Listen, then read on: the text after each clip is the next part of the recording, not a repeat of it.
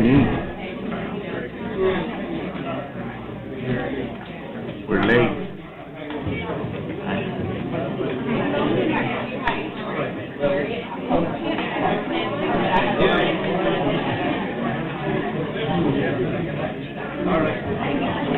Yep. Oh, here's your pen. Oh, is that mine? I put it there for you. Good. How you doing? All right. I'm doing fine. Good. How you doing, Dr. Jones? Good. It's good to see you. Oh, yeah, it was.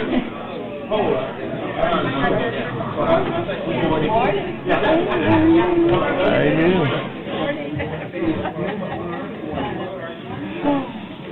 Hey, sir. How are you? Good. Hi, how are you?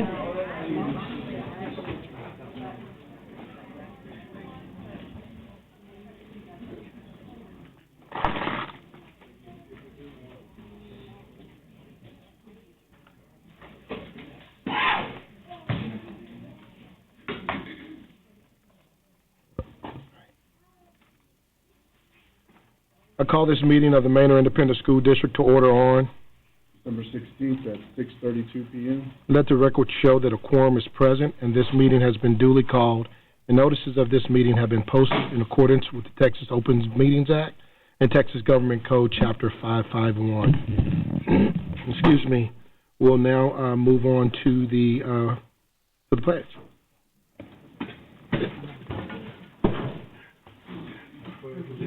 To the flag of the United States of America and to the republic for which it stands, one nation, under God, indivisible, with liberty and justice for all. On the Texas flag, I pledge allegiance to thee, Texas, one state, under God, one indivisible.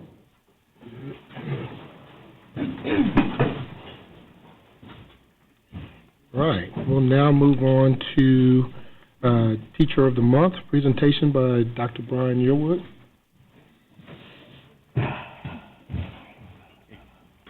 Good evening, Board President, Mr. Fisher, Superintendent Dr. Avery, Board of Trustees.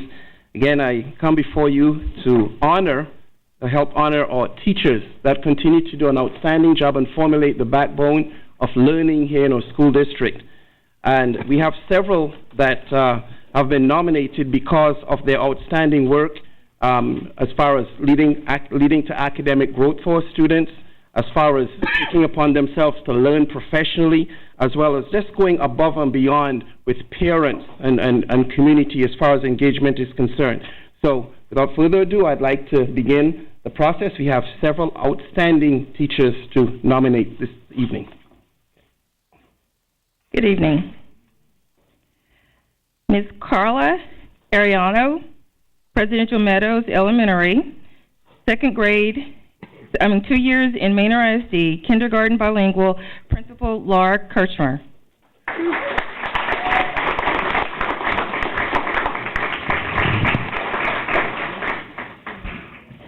Ms. Patrice Brown, Decker Elementary, 8 years in Manor ISD, 4th grade, reading, writing, social studies, Principal Brandon Powell.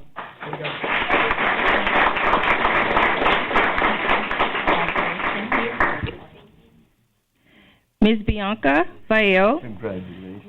Manor Early College High School, 6 years Manor ISD, pre-AP Geometry and Math, TSI, Principal Dr. Sadakova.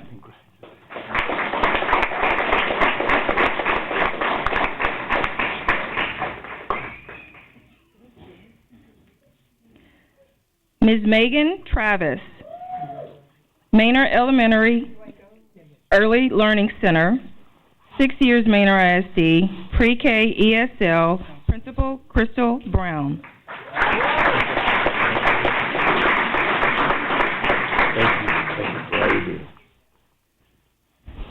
Ms. Cecilia Guajardo, Blue Bonnet Trail Elementary, 1 year in Manor ISD, 2nd grade, Principal Angel DeLuna.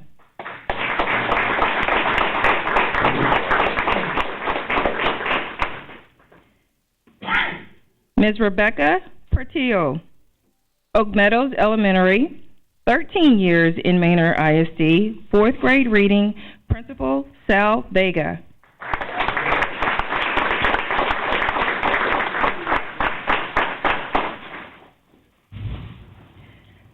Ms. Christiane Shaw, Manor Excel Academy, 2 years Manor ISD, Math, Principal Jerry Statos.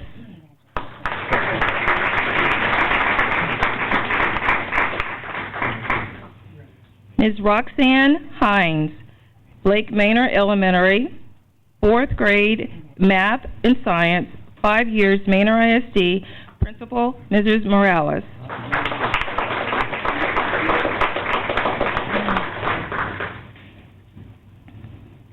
Mr. Lawrence Zenon, Lagos Elementary, 1st year in Manor ISD, Music K through 5, Principal Malaki Hawkins.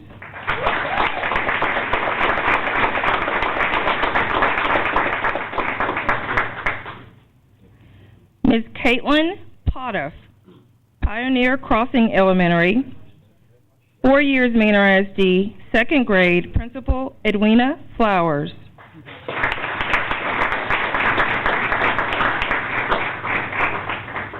Ms. Tricia Meredith, Manor High School, 16 years Manor ISD, Functional Academics, Principal John Bailey.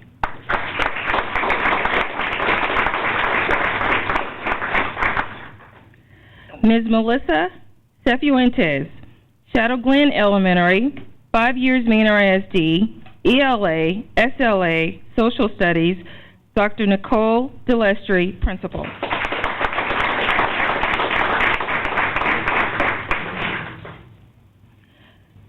Mr. Christopher Thompson, New Tech High School, 11 years Manor ISD, Music Band, Principal Bobby Garcia.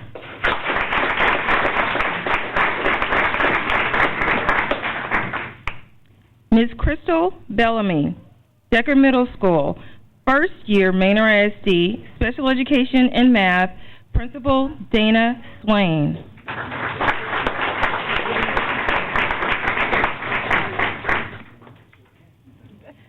Mr. Richard Molina, Manor Senior High School, 1st year Manor ISD, Special Education Inclusion, Principal John Matthews.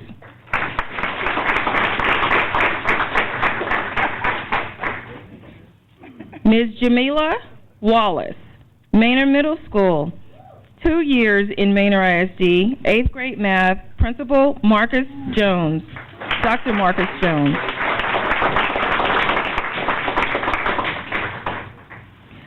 Ms. Sylvia Carrington, Manor New Tech Middle School, 2 years Manor ISD, 8th grade Social Studies, Principal Frank Ramirez.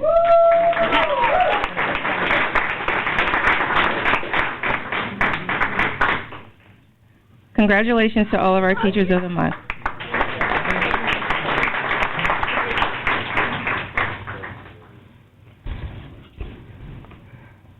Go ahead.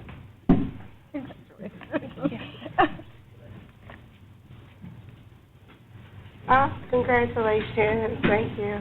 Guys, you just kind of scoot in, come this way a little bit. Okay. Dr. Avery, do you want to come to the side? Can't really see you. There we go. All right. Count of 3. 1, 2, 3. One more. 1, 2. Thank you.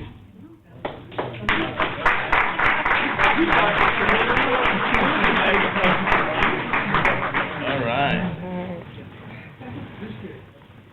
Be careful. All right, we'll now move on to federal and state programs update, Project Hope and Parent Engagement. Presenter Dr. Brian Yearwood and Dr. Cresslin Fannin. Good evening again, Board President, Mr. Fisher, Superintendent, Dr. Avery, and Board of Trustees. Dr. Fannin could not be here this evening, and stepping in to help out. Here we are to celebrate what we call Socket Week, where Project Hope, members of the Project Hope staff embarked upon an initiative to help with hunger. And without taking a thunder away, I'd like to bring up Ms. Carissa Maldonado to tell you more about the program. Carissa. Good evening. National Hunger and Homelessness Awareness Week 2019 occurred the week of November 16th. During this week, participating groups hold a series of educational, service, fundraising, and advocacy events to bring attention to the problems of hunger and homelessness. This year, Project Hope hosted Socket Week as Manor ISD's contribution. Campuses throughout the district, including the City Hall, collected socks to be used by students who may be in need. Together, a total of 1,196 socks were collected. Sock donations will also be donated to the local nursing home, LifeWork Shelter, and Community First. Thank you to everyone who participated and helped make the event successful. This event received a proclamation on November 6, 2019. I would like to thank City Mayor Dr. Larry Wallace Jr., who is here today, for the continued support of the City of Manor. Thank you.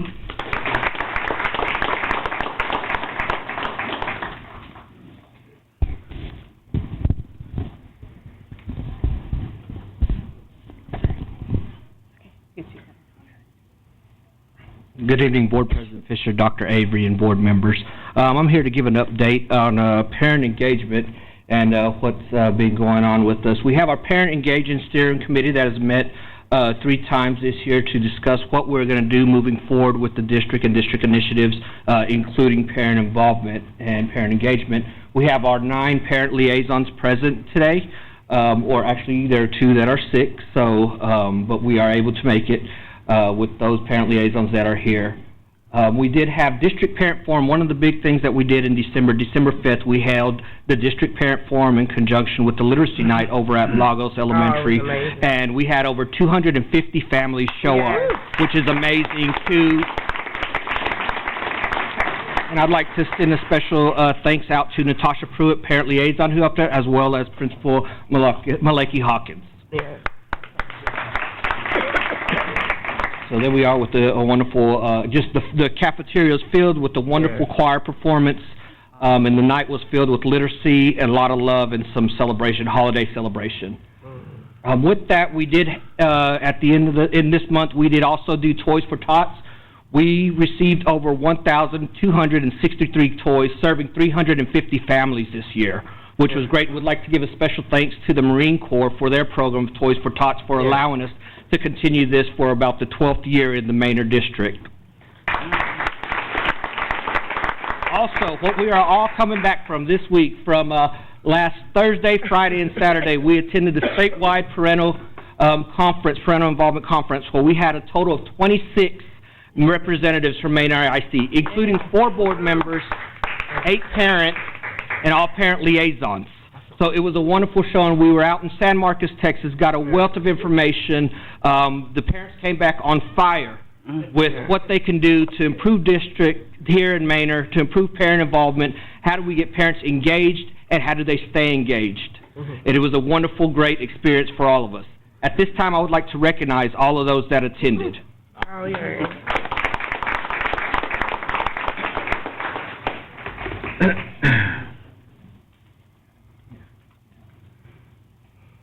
Miss Janie Sedna. Wow. Miss Monique Celadon. Wow.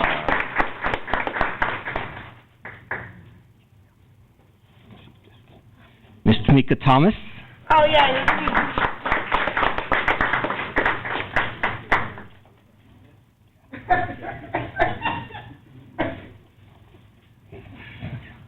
Sam Samaripa.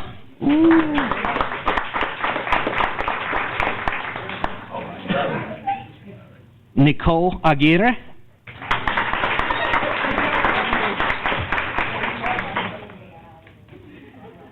And I would like to add that Miss Sedna, Miss Celadon, Miss Aguirre, as well as Dr. Fannin, did an awesome presentation, had a packed-filled room to discuss the Harvard Experience Parent Engagement programming. It was excellent.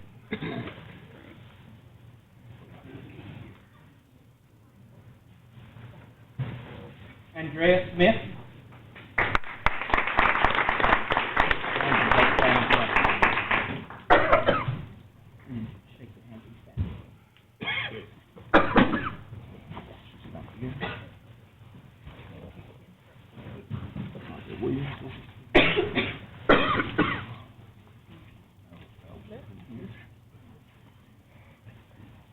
Adriana Ruiz, Parent Representative.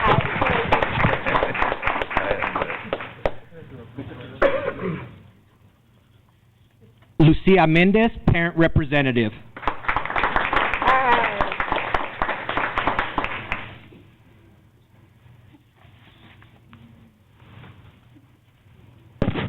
Noea Guevara, Parent Liaison.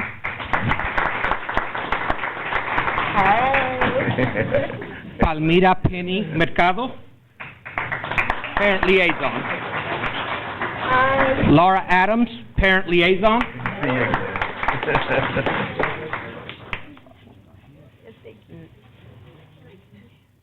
Megan Moreno, Parent Liaison. Yay, thank you.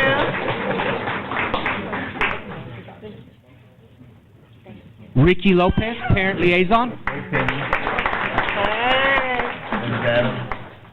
Thank you. Stella Ibarra, Parent Liaison. Ariana Ramirez, Parent Liaison. Oh my Savior. Hey. Thank you, Megan. Thank you. How are you? Esmeralda Lopez, Thank you. Project Hope. And Clarissa Maldonado, Project Hope. Your hair.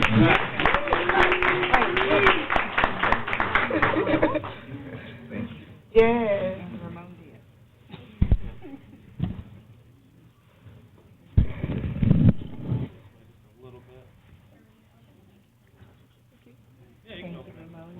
Thank you. Awesome, sir. Thank you for all the work. Lopez, thank All the you. hard work. Clarissa, thank you. You did such a good job. Awesome. Great job, Ramon. Thank you.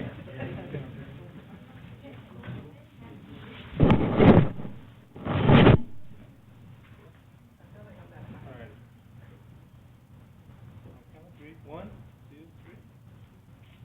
One more.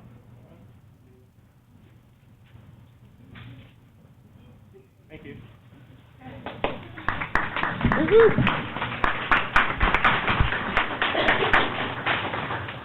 I also want to recognize Ramon Diaz. I mean, Yes. Ramon has done a Yes. great job of connecting the dots, bringing it all Yes. together. So,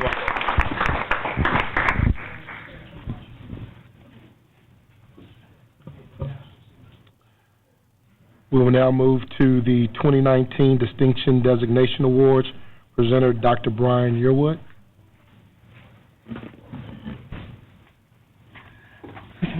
Yes, please. Okay, again, good evening, Board President, Superintendent Avery, and Board of Trustees.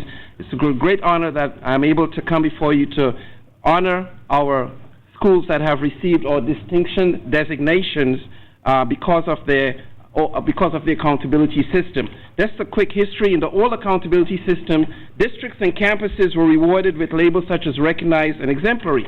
But in the current system, there's a focus on post-secondary readiness measures and advanced performance standards and progress, not just the number of students who minimally pass. To earn a distinction designation, a campus must be in the top quartile of a group of similar schools called their campus comparison groups. For a number of these indicators that make up the distinction designation, say they must be in that top quartile. I'm proud to announce that in 2019, Manor ISD campuses earned a total of 22 distinction designations, far more that were earned in the past years. For example, in 2018, we earned 13 designations, and again this year, 22. Let's congratulate our schools. So we'd like to call our schools up to receive their plaques that we have here and, of course, be congratulated by the board. Receiving academic achievement in math, science, and in post-secondary readiness, Manor New Tech High School. Yes.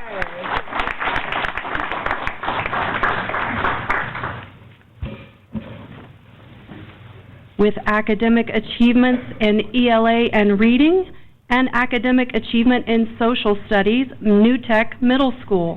Yes.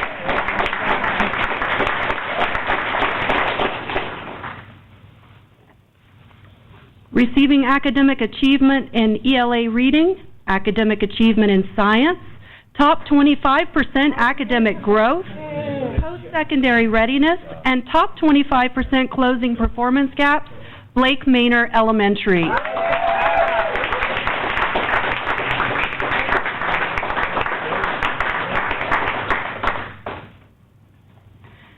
Receiving academic achievement in math, academic achievement in science, top 25% academic growth, top 25% closing performance gaps, Bluebonnet Trail Elementary.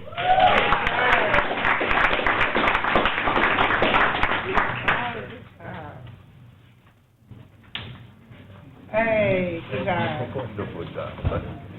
We have another one that's earning top 25% academic growth, Decker Elementary.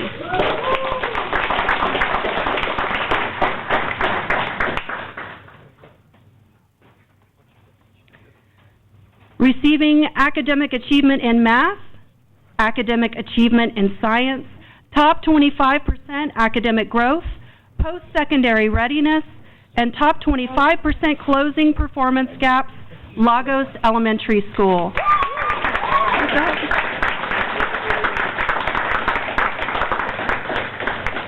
at that.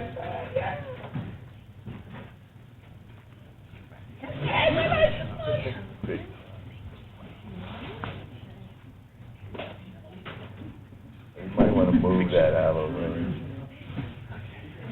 I'm like, please move that because the way our insurance set up.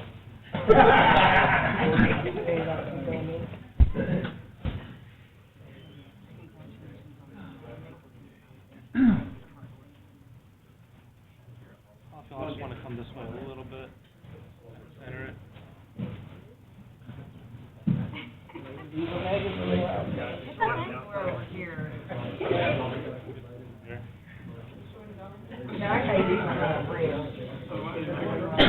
Okay.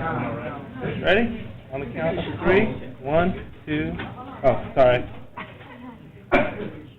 That's fast. Okay. Ready? 1, 2, 3. One more. Come on. There we go. Thank you.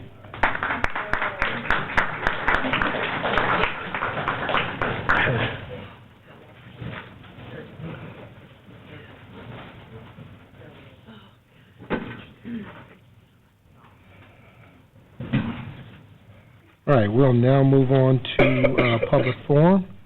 President, I have no speakers this evening. We'll now move on to consent agenda items. I have a quick question, Mr. President. I'd like to ask a question on item E. Okay. I just had a question. I know we saw who. Okay.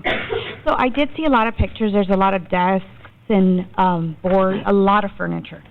So I didn't say how that was going to be auctioned and if you already have a buyer, a vendor, and okay. No. So before we ever went out to any type of auction, we do have some auction companies that we have looked at, but we weren't going to settle anything until we got board permission to bring these items before an auction. So we haven't designated that at all. Okay. Yes, ma'am. Is there any organizations like homeless shelters, anybody who needs it before? Because how much money are we gonna make from these chairs? It's a lot. Yeah, we are required to auction them rather than donate it because it's public school property, and so we're required to auction. But it's a very good thought. Can you let us know once that's done? And absolutely. how that... We'll be bringing to the board pretty frequently, monthly or bi-monthly, furniture that we discovered that's in storage units or that's decayed or old, because we are planning, if you recall, through the bond money to do some furniture refresh in some of our older, outdated schools. So before we can bring in those new items, we will have to label, itemize, and then bring those to the board for approval to auction. So.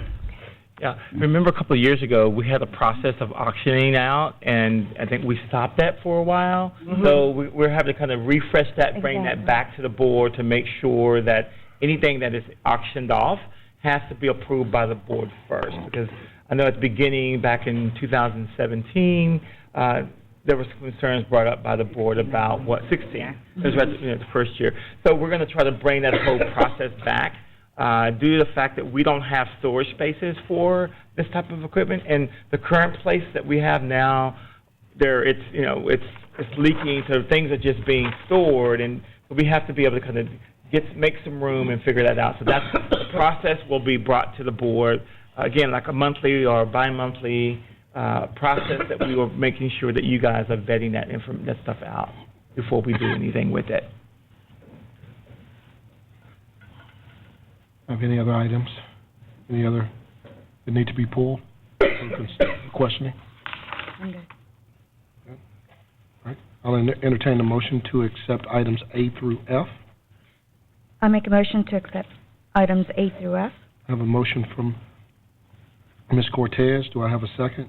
I have a second from Ms. Thomas. All in favor? We'll show passes 7-0. All right, we'll now move into information items. Monthly financial report, Mr. Arthur Martin.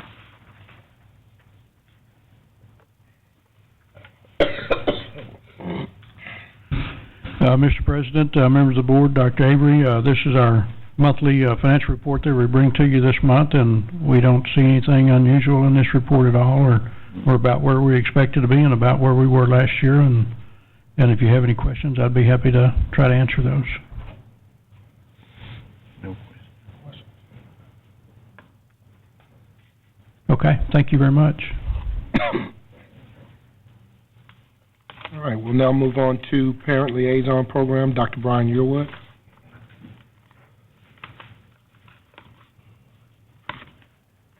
Good evening once again. I'm Mr. Fisher, Board President, Superintendent Avery, Board of Trustees.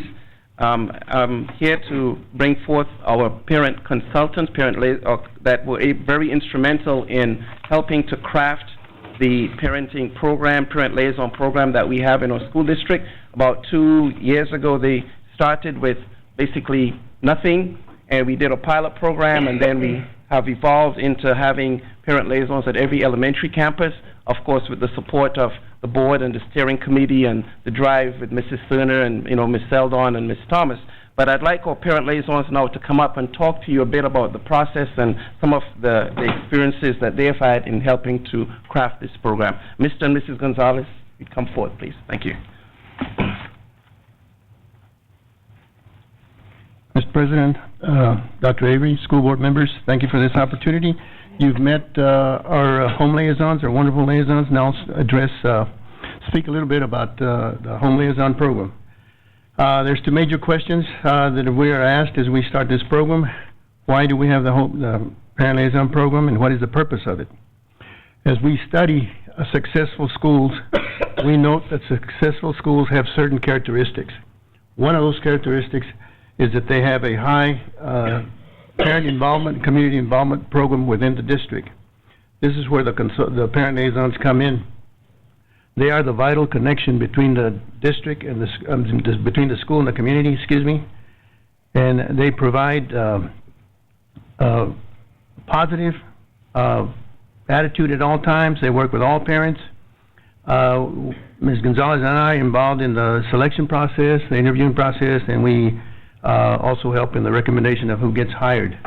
Once they are hired, then we proceed to tell them about their job responsibilities and all the duties that they have. And they are hired, and they start about a month prior to the start of school. Once they are hired, one of the first things that they do is try to determine who are the students that have the most attendance problems, that attend the school the less, who are the students that have behavior problems, and who are the students that have low test scores. Most of the time, we're talking about the same students.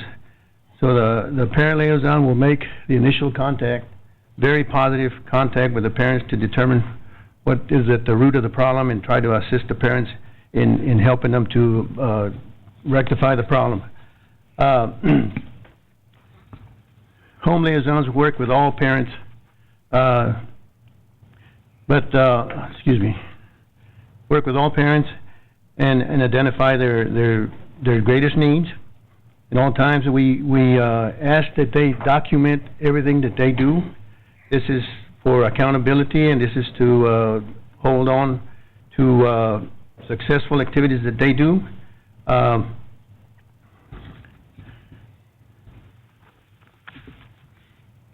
Just a minute here. We know that the necessity of parent liaisons is there, and we know that they are effective because we have seen measurable results, improvement results in student attendance. We do have fewer behavior problems, and we do have improved success in various tests that the students have taken. Are they showing the? We were going to show some pictures of various parent activities, but no, just go on. Okay, sorry. The main thing I want to emphasize is that we started out 3 years ago in 2017 with 5 liaisons, and they were able to make little over 23,000 contacts with parents. The following year, we hired, the district hired 4 additional home liaisons to make it a total of 9. At that year, the parent contacts totaled 62,582. So it's almost tripled the amount from the first year. At this point in time, we are about 2.5, 3 months into the year, and they're already at 31,928. And with this month's activities, they're scheduled to be even more. It's bound to increase by the end of this month with so many activities. So my address to you is this is a very effective program. It's very much needed, and I would like to thank the board members for everything they do for the success of all programs, but especially this program. And I would like to thank Dr. Avery, Dr. Yearwood, Dr. Fannin, and all those that have helped us with the program. And I want to give a special thank you to the following board members: Mrs. Monique Celedon, Mrs. Tamika Thomas, and Ms. Janie Serna for their involvement with the parent involvement programs. We appreciate your help and your support, and we thank the board for all that you do to help with this program and with all programs in the district. It is our hope that we can continue this very effective program in the future, and we hope that you will consider re-employment for us in the future. So, because we're at our final year, but thank you all very much. We enjoy what we do, and we have really enjoyed working with the district. Thank you very much. Thank you. I'd like to say something. The numbers are really showing that this program is very effective in our district, and it has a tremendous effect on our parents and our students. And I want to thank the board, Dr. Avery, because without y'all's approval, we wouldn't have parent liaisons. And I'm amazed with the numbers that we have and the programs and how Lagos and everybody, all the rest of the schools have engaged our parents. So thank you. I'd also like to thank all of the principals. Without y'all's support, these programs would not be successful. And I just want to give a special shout out to Lagos Elementary for their amazing turnout. Thank you all for all of the work. That just truly blessed my heart to see so many parents. Thank you, Maleki, for all you do. But once again, thank you to all of our administration who has supported this program. The numbers are amazing. Yes. And I just can't be more proud of all of you for all of the work. Dr. Yearwood, the Gonzaleses, thank you all for all of your support and all of your work. It's been great.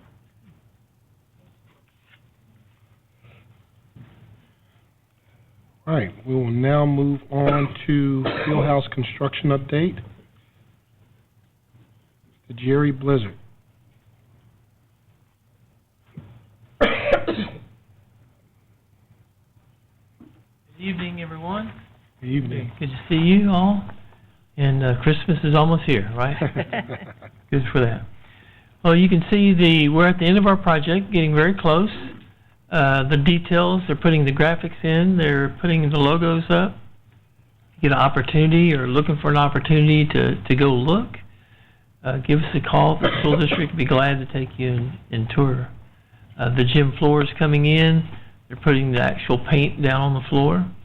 As you see in the parking lot is coming together. We had a little bit of setback with the water temperature setting us back a little bit, but it looks like we're probably getting back ahead now that we'll be putting concrete and asphalt back down. The little curbs you see out there are the islands. So if you're wondering what are these little snaky looking things that are out there with nothing in them, those are the parking lot curbs for the islands. And I think we've identified every piece of trash and every wire that's out there now, because I think we've hit it all. And so we've explored it pretty well, and I think we're about ready to wrap up. Looks like we'll be doing pretty good. We were hoping that we could have occupancy before the end of the year, but I think it'll be towards the first when we get back that we'll be able to move furniture in and start working in. So everything's on track. Any questions? On budget? And on budget. Ma'am. Thank you. Thank you. Thank you. All right, we'll now move on to board committee updates. You want me to go first? Okay.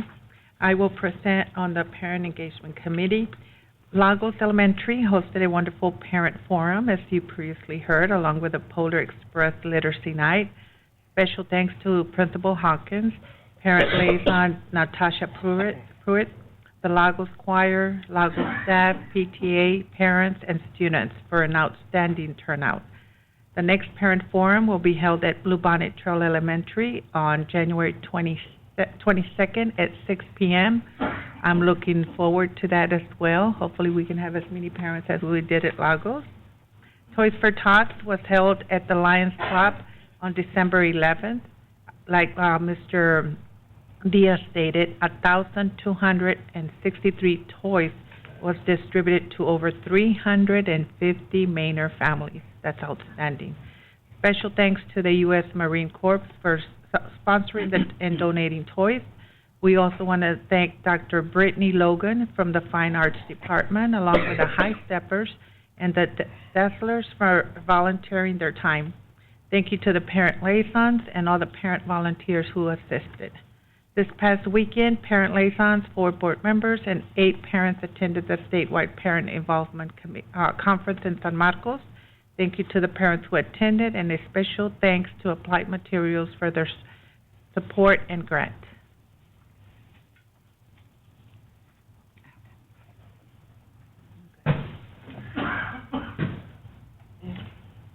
There wasn't a meeting for Manor Education Foundation. Okay. And we only meet every quarter. Okay.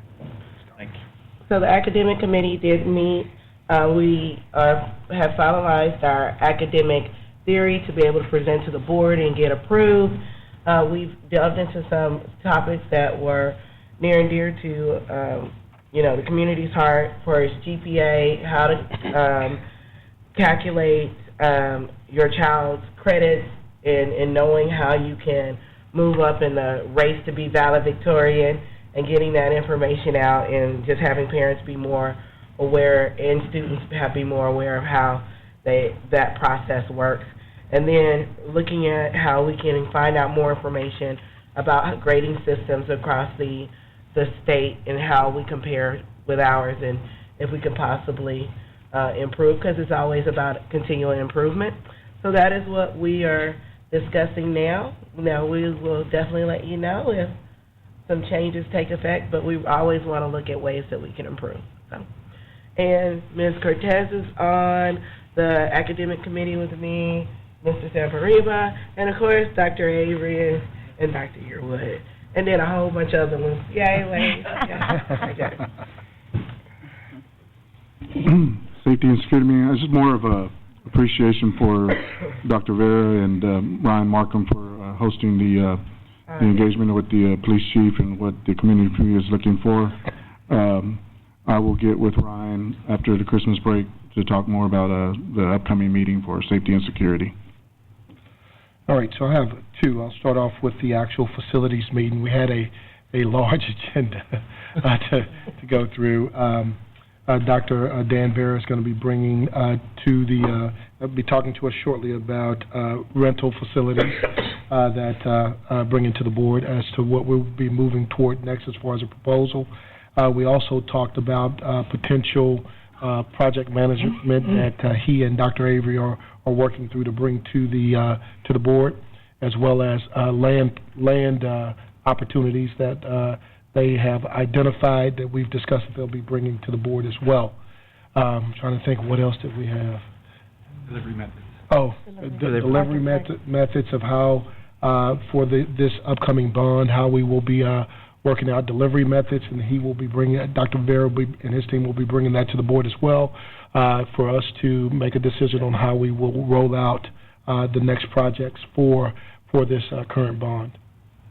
I think that pretty much covered it, didn't it? It was a long meeting. Yeah. It was a long meeting, but we went through it. So we should have a lot of information that should be coming to us fairly quick.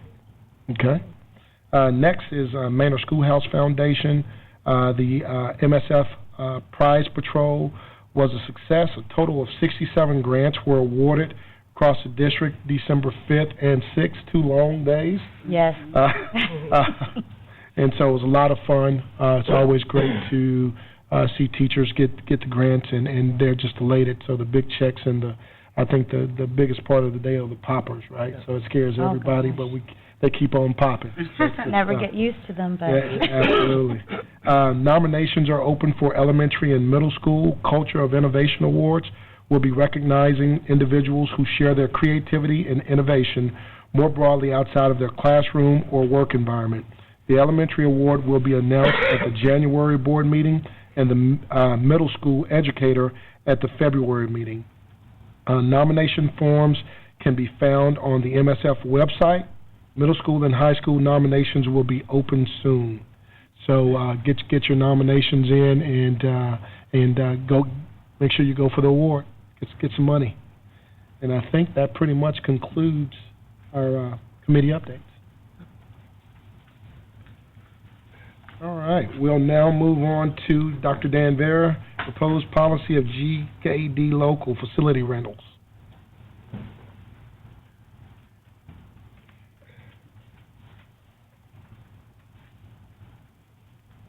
So this is the policy GKD local that talks about the use of facilities, Manor ISD facilities. This item was placed on the consent agenda last month accidentally. It was supposed to be in the information. But we've been talking about, through the facility committee and through the policy committee, this particular policy pretty frequently for the last few months. And what you have in front of you is a book of administrative regulations, and you also have the new policy that we're proposing. So basically the GKD local policy is a complementary policy to GKD legal, which is the policy that we've been operating under for the last year or so. And we didn't have a local policy that was a little bit more specific for us to be able to guide our practice here in the district. And so we proposed this policy through the policy committee, and then we brought it to facilities as well to take a look at, and took some suggestions from both of those committees. And what you have before you tonight is the culmination of those suggestions from those committees. And we're asking that the board approve policy GKD local to continue governing the rental of our facilities for nonprofit groups and for-profit groups alike. Do you have any questions? Dan, can you briefly talk about the rationale behind not renting out the new facilities that we have, and Sure. what we do, what's the plan for how we bring those onto play? Absolutely. For rental? So, I mean, as you know, we are going to be building some brand new facilities. We're hoping to, in the near future, bring online one of the most beautiful fine arts facilities in the area. And with those brand new facilities, and with some of our current new facilities like our New Tech High School football field and our MAC center field and our MAC facility field house and our brand new courts over next door in our New Tech High School basketball courts that are about to open up. Some of these newer facilities we are trying to not necessarily put on the rental list right away, We are keeping those facilities a little bit while they're new and while they're still bright and shiny, dedicated use for our students and for our school community. But then as the life expectancy of those facilities begins to age, towards the end of that life expectancy, or a little bit less, where the facilities we know are going to be replaced in the next year or so, we plan to bring those facilities also up for rental because we know we're going to be replacing them soon. Some of our facilities, like for example the MAC, the New Tech High School football field, the track itself is a very expensive track, and one gouge in that track can cost thousands of dollars to replace. And so we're trying to make sure that we're good stewards of the taxpayer dollars and of the taxpayer facilities, and that our students have a place to be able to perform UIL competitions. And so we want to make sure that those UIL competitions and those fields and those tracks are available for them first and foremost before anything else. And Dan, can you talk to what the proposal is for our community groups, youth groups, and what that looks like in this proposal? Absolutely. So in this proposal, you'll see Tier 1, Tier 2, and Tier 3. Tier 1 are those are the rates that are, I believe, and I'm going off of memory, I don't have that in front of me, but I believe Tier 1 are the least expensive, if not free, to those organizations within Manor ISD that are dedicated toward students who are Manor ISD students and community students for Manor ISD in Manor, Texas. So we want our facilities to be able to be used by those students that live in Manor, that have nowhere else to go, nowhere else to participate, and we want those facilities to be free of cost or at a minimal cost at all for them to be able to come in and use. And I believe on that scale, if you are 85% Manor students, then the cost for the facility is free. I have a question about Yes, sir. that. It was 90% at one time, now it's been lowered to 85. I believe it's 85. I think the 90% was the original proposal, but I'm not sure, Mr. Samaripa. It should still be accurate on that plan. But I think one of the things that came out of the facilities committee was a recommendation for 85, and so it may not have been changed on there, but that's where we had landed, was 85, I believe. So how are we going to keep track of who is the Manor students and who are not going to be So Manor students? in that policy that you have in front of you, there is a requirement for them to submit rosters of the students who will be participating in the activity. And so those rosters are checked by our facilities department to make sure that they're students in Manor ISD, and then if it's 85% or more, then those facilities are given to them at a different rate. We also require, if you're going to be using our facilities, that you purchase insurance for your protection and for ours, to make sure that if there's any injuries or any damage to the facility while they're being rented, that those facilities are again, being stewards of taxpayer dollars, able to be fixed at the cost of the person who's renting those facilities. So is there any requirements about the actual organization that is that's using the facility for the Manor kids to use? Who's going to be checking the actual entities that rent the facilities? So we have a facilities person who's dedicated, one of their dedicated responsibilities is to check those groups, those organizations, to make sure that they are fulfilling those requirements. Now, there are restrictions in that policy that you see in front of you for organizations that do not have a uplifting cause or a cause that is contrary to what the district stands for. You know, you're not going to use our facilities to have parties involving alcohol or drugs, or you're not going to use our facilities to do things that are counterproductive to the things that we're asking for our students. And so in that policy, there are restrictions about the use of facilities for considering moral turpitude and things like that. So, yes, ma'am. So what's the process of being able to reserve the spaces just to make sure it's free to, the process is fair to everybody? Is there a way, do they log in? Is there a certain time frame before? So just to make sure that every group that is benefiting our kids get an equal shot? It is a first come, first serve, and we do not allow to rent the facility beyond 30 days. So if there is a group that, for example, wants to use the baseball field, they cannot reserve the baseball field for the entire year, and then it blocks out all other groups that are interested in using it. We will reserve the field for up to 30 days in advance for that particular event, but it's a first come, first serve, and it's also no longer than 30 days in advance so that other groups have an opportunity to use the field. So do they write in? Is it computerized? Like, what's the actual process? It's an application. Yes, ma'am. It's an application online. Yes, ma'am. Okay, cool. Good questions.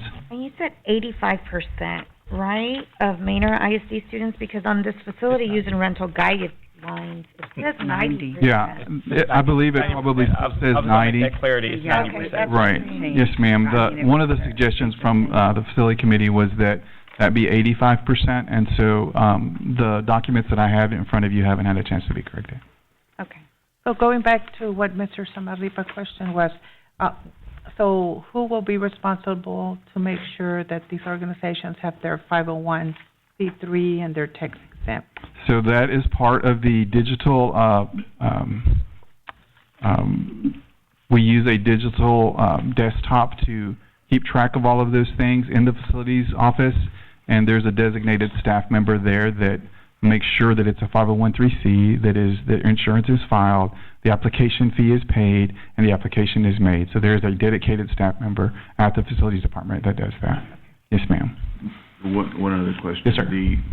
Seems like the fields, are these rates sufficient enough for us to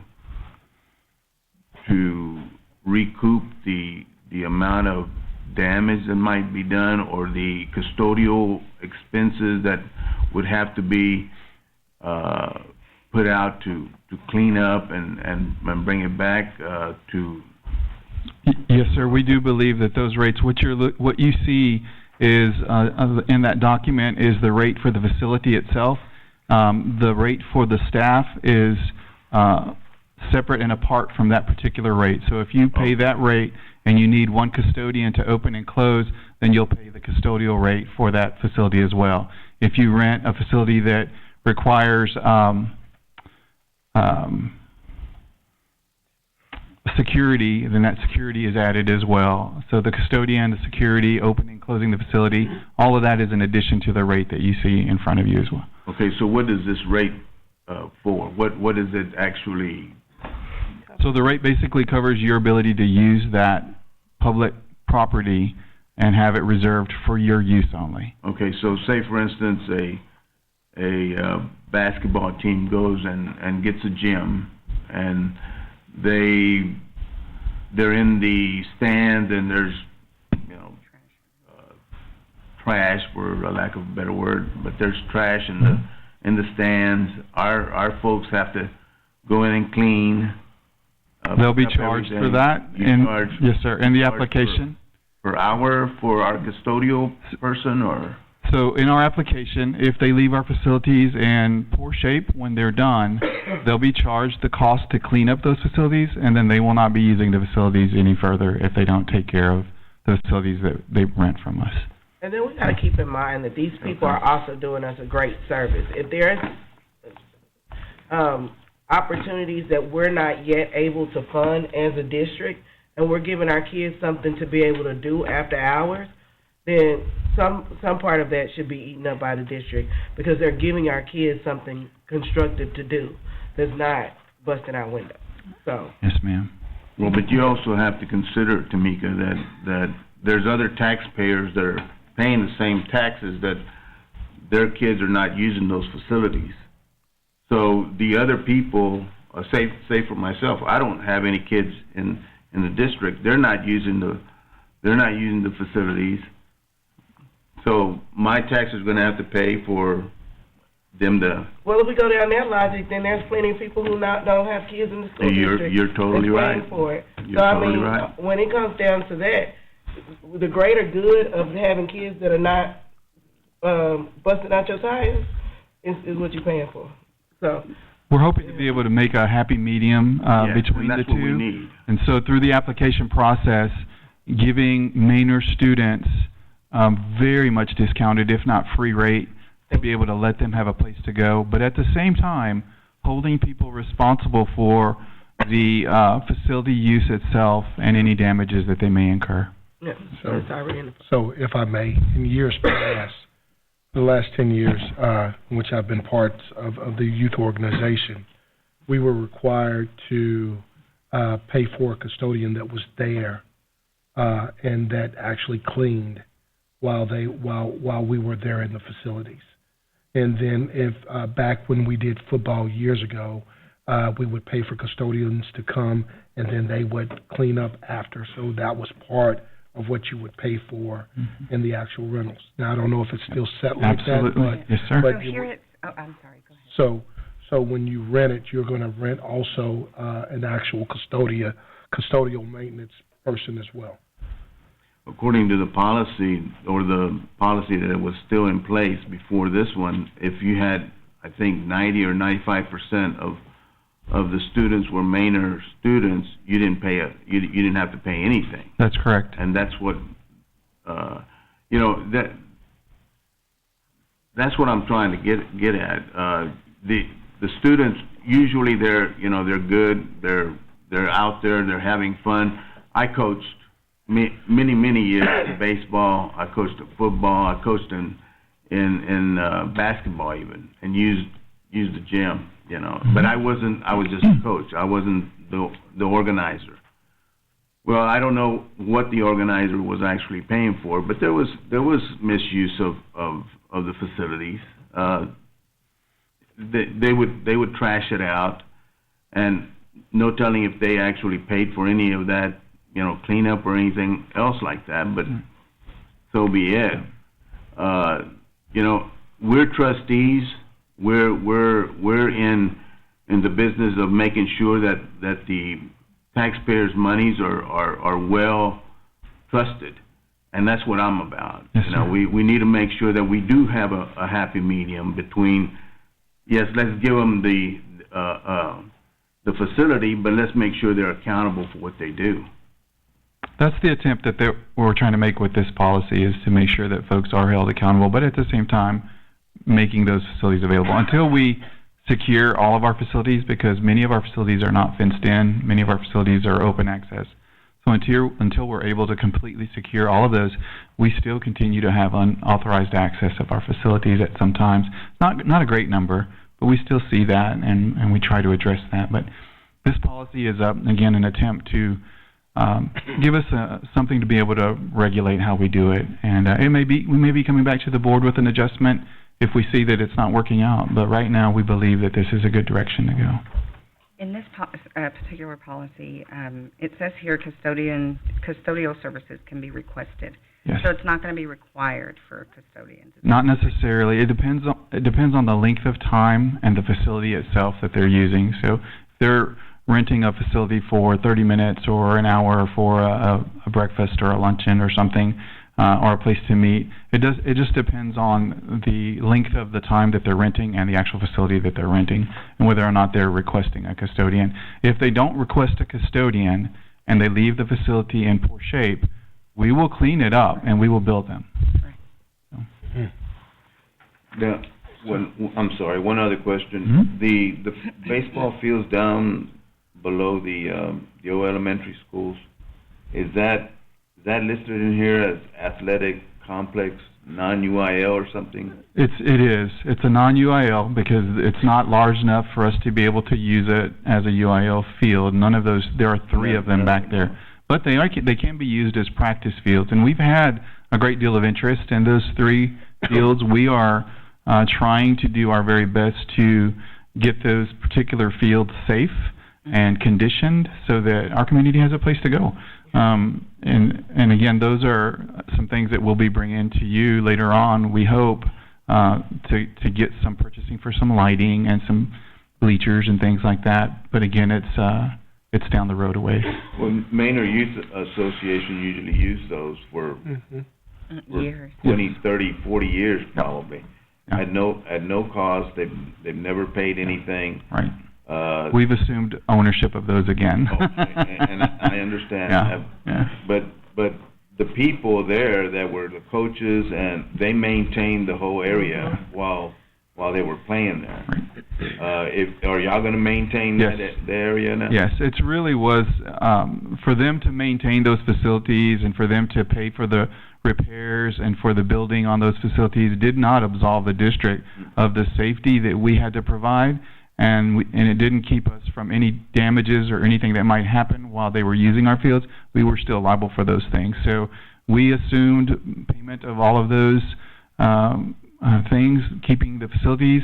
We had a professional come out and look at the lighting, and those posts are about to fall down. So until the lighting is fixed, we have closed those particular facilities until we can get those posts fixed, because the last thing that this district wants is for those several thousand-pound poles to fall on a student in the outfield. So we've closed those facilities down until we can have them fixed and they meet the safety requirements of the district and all the district facilities. We hope to have them fixed by open season this coming year. We hope to have the grass growing, the soil conditioned, the fences repaired, and the lights. They may become daytime facilities, because we'll have to cut the light posts out. And if that's all that we can afford to do, then we'll cut those light posts out and make them open for daytime facilities. If the board so pleases to help us spend the funds to make those nighttime facilities, then we'll make that happen as well. We'll bring that to you for your decision. So I would like to hear from the principal from Manor Middle School, Manor High School, if possible, to see how that's working out with them, because those are the facilities that I see that are being used constantly. Are they here that they can maybe just briefly let us know how that's working out with them when the facilities are being used? Now, we don't use them during the day. No, in the weekend. Yeah, those are just in the evenings and weekends. Right. Are they here? Mr. Bailey, I think it's, and who's the middle school principal? There he is. Hello, Board. Hi. Dr. Avery. So you would like to know how we impacted when we renting or using our facilities for programs that take place after the school day? And after the school day and on weekends, how does that have an impact on a regular school day when you all come back on a regular school day? So the facility's being used on a weekend, because I go by there every day, so I see it. And so Monday morning, does that have an impact on you all? It has an impact. It has an impact on communications in terms of, as the building principal, knowing who's inside that building on the weekend and after school hours.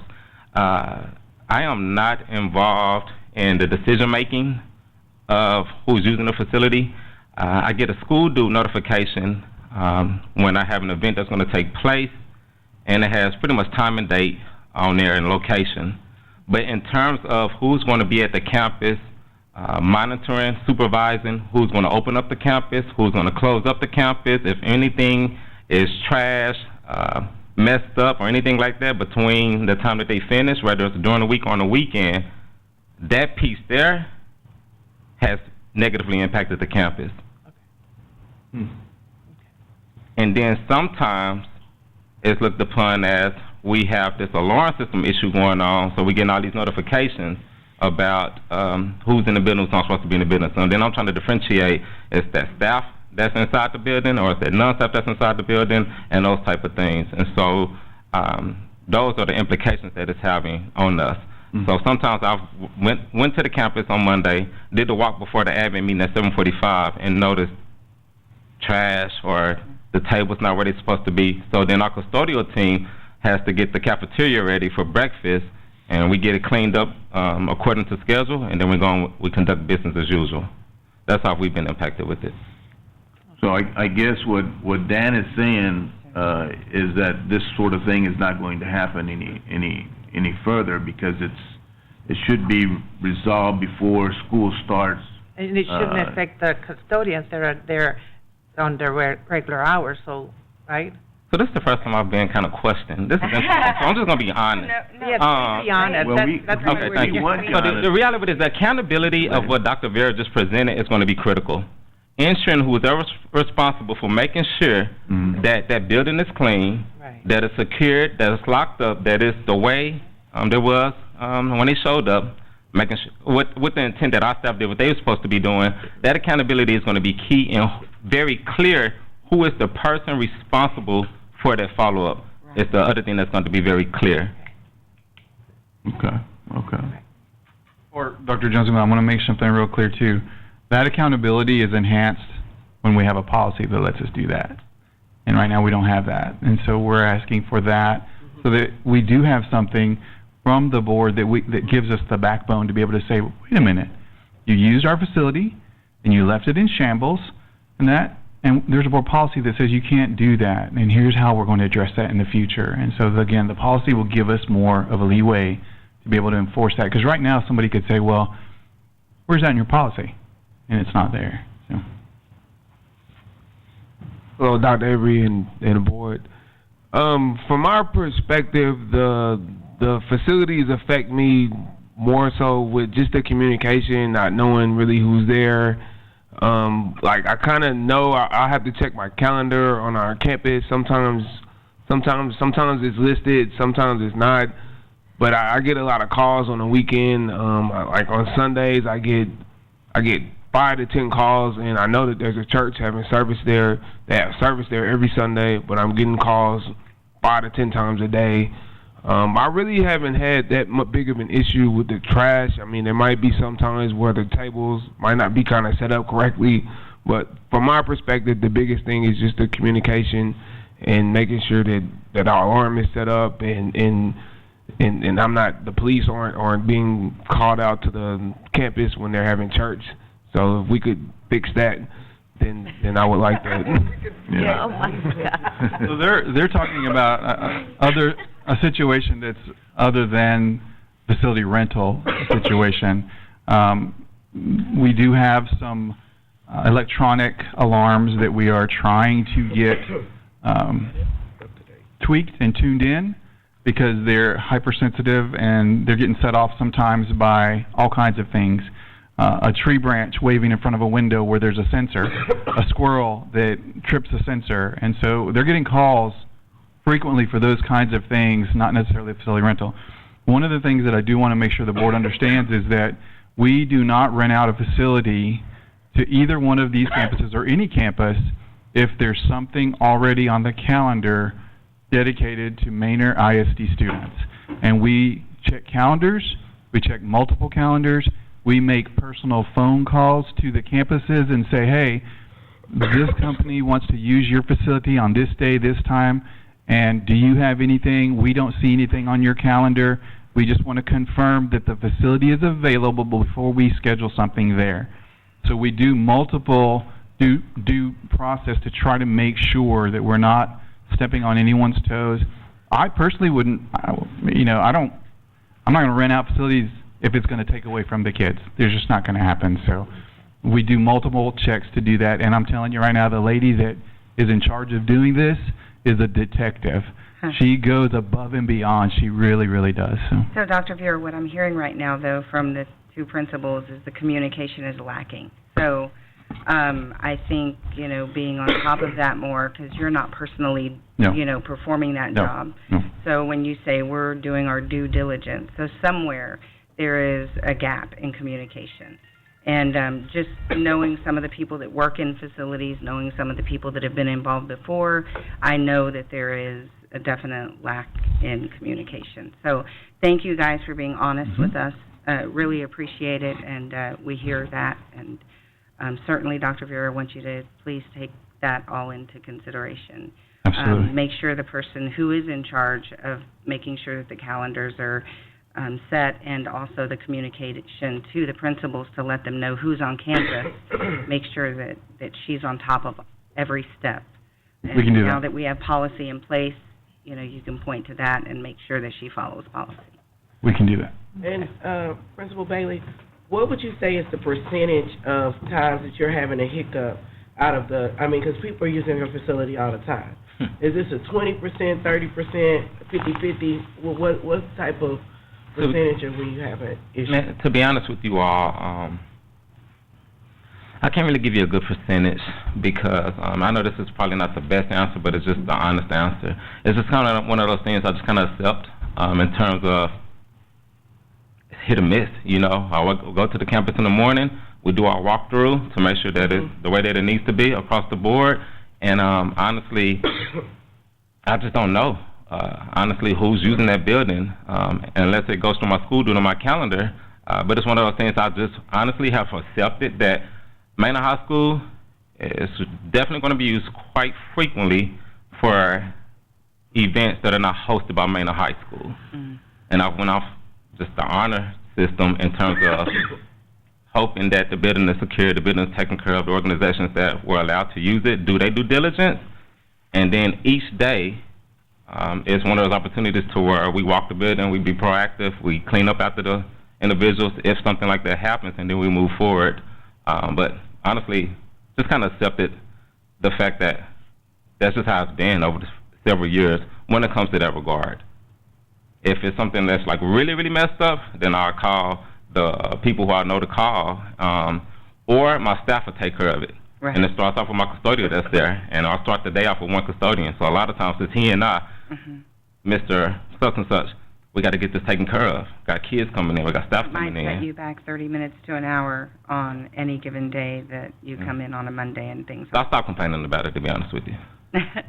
Then we put in work orders when we need to. We put in work orders when we need to get things prepared. So that's pretty much how we've operated. I encourage you never stop complaining about stuff, because if you don't complain about it, people don't know it exists. So. Got it. Thank you. Thank you. Thank you. Well, in closing, that was my concern. One, I know they mentioned something about the alarm. Do we get charged when the alarm goes off? I know there's a fee. There's a fee. So right now, we're not being charged, but we have had the city PD tell us that the alarms have been going off so frequently that they're going to be considering fining for the alarms going off and them having to respond. We're working with the company Netronics to try to make sure that those things are addressed. I will tell you that it's a challenge. I don't lie to you. It's a challenge.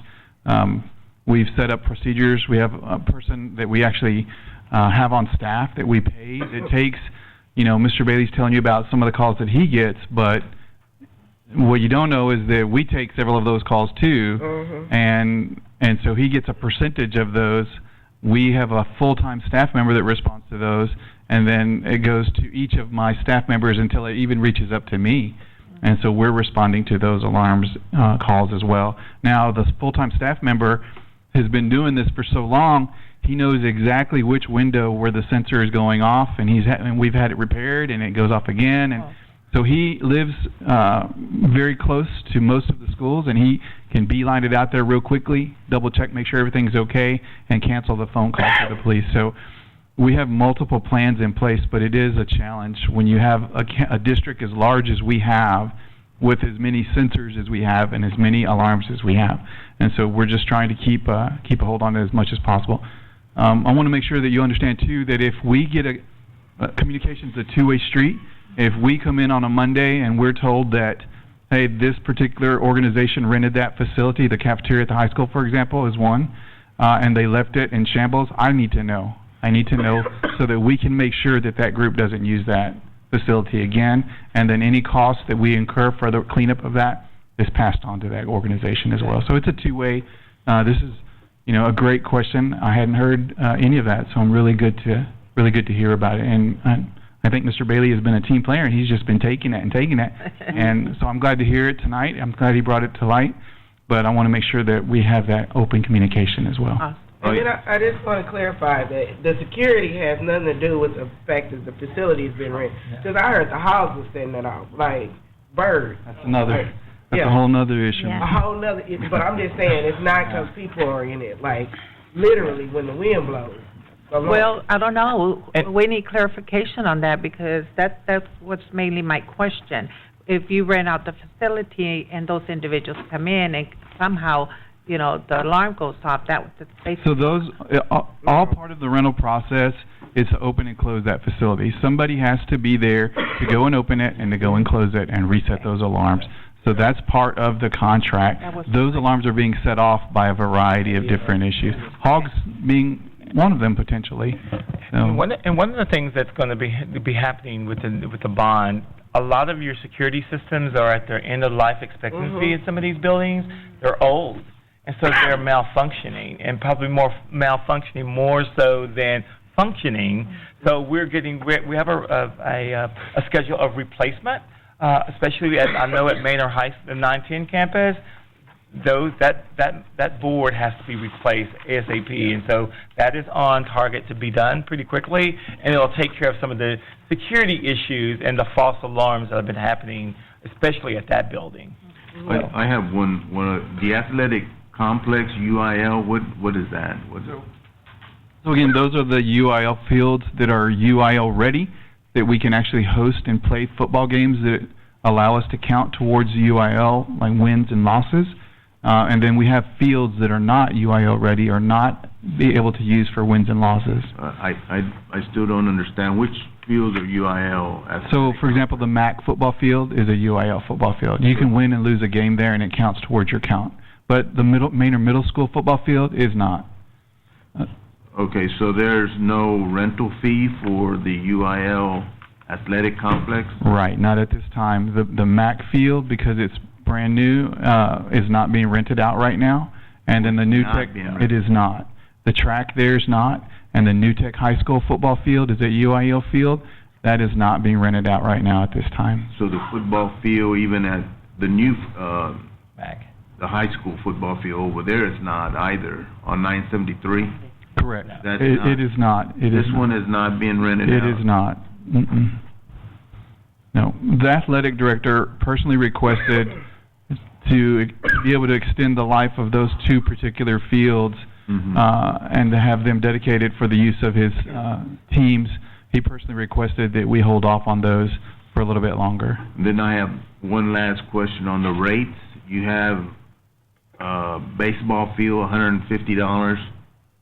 Softball fields, $150. Then you have the tennis courts, $50. But then you have the high school practice fields, middle school football fields, $25. Why such a big discrepancy between the $25 for the football fields and the tennis courts are $50? Right. The rates that were historically being charged in those areas were low to begin with, and to avoid, sticker shock, and raising all of those rates significantly, very quickly, we will be bringing to the board those rates as they increase over time. But they're pretty consistent for school districts our size for those non-UIL fields to be able to rent at that particular price. But we do feel like Manor is being utilized to a larger degree than some of our neighboring school districts because our rates are a little bit more fair. We've always seen ourselves as a small school district, and so we've rented our facilities out as a small school district, but we're growing, and our facilities are now becoming premium, and so you will begin to see those rates go up as our facilities become premium. For example, that Performing Arts Center, when it's built, you will not be surprised at the rate that will rent out if the board so chooses to rent it out. But those fields will begin to come up, and again, still continuing to do what we can to utilize those fields for Manor students at a discounted rate or a very greatly discounted rate. Yeah, and I've seen some of these organizations from Austin and other areas that come in and they rent out the facilities, and who knows if they have the 85% Manor kids in there. No one will ever know because it's never been done, and no one has actually checked on it. So these organizations are just using the facilities for whatever they want to use it for, and not paying anything, and nobody is making them accountable for it. That's great. And hopefully, we'll be able to get that under control with this policy. That's our wish, so. Well, and I think the other piece to it is when you also are looking at, like the high school practice fields, I mean, there's no way really to contain anybody from not being on them because it's not closed off. So, therefore, you know, to go and charge somebody $100 an hour when you have other people, when you walk on, they're just on there. So, you know, we've probably got to look at that, as you stated, Dan, kind of long term, as how do we close them off if we're going to be able to, you know, rent them out, you know, at a price, a premium. Well, and then we also have to look at most of our neighboring districts have an actual after-school program. So maybe we're using the facilities more often because we don't have the same opportunity. So until we get that, we got to give our kids something to do. Yeah. Okay. And I totally believe, you know, until we can get to a point to, like you said, to where Manor has a PAC center or a sports center or something like that, then we've got to really kind of be, you know, diligent with the way in which we rent facilities. You know, our kids don't have anywhere to go. I said that, you know, some months ago. And if you don't, you know, involve them in something, then those are the same kids that are busting out your windows, that are, you know, robbing your houses, and so we've got to keep them busy. I just want to share this on a positive note too. You know, I have an opportunity to work with our mechanic over at our bus barn. Many of the stellar athletes that we have in the district right now that have come through this system of using our fields and using our facilities through these organizations that we are doing our very best to provide these fields for at a free or discounted rate. And it's something you just don't want to stop, because it not only keeps them off the street doing bad things, guys, it helps them realize their potential. So we want to make sure that we're creating a happy medium, and that's the goal. Yep. I agree, and that's why we definitely need to work hard in getting an after-school program for the district. Right. Any more questions? All right, thank you, Dr. Dan Vera. Now we'll move on to item F, proposed policy CKE local safety program, risk management security personnel. Is that Ryan Markham?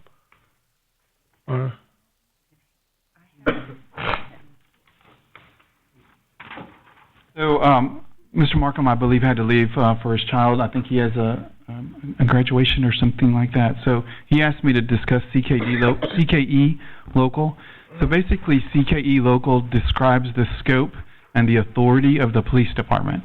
And you can't create a police department unless you have policy that governs how the police department reaches out and the authority that the police department has and who the police department answers to. You also have to have a grievance process in place for a police department. And so what you have in front of you under CKE is, it speaks to the scope of the police department, the authority of the police department. It talks specifically about things like, do they pursue? Do they chase in their cars after people who have committed a crime? So it specifically talks about the authority they have, the scope of their authority, who they answer to, and again, the grievance process.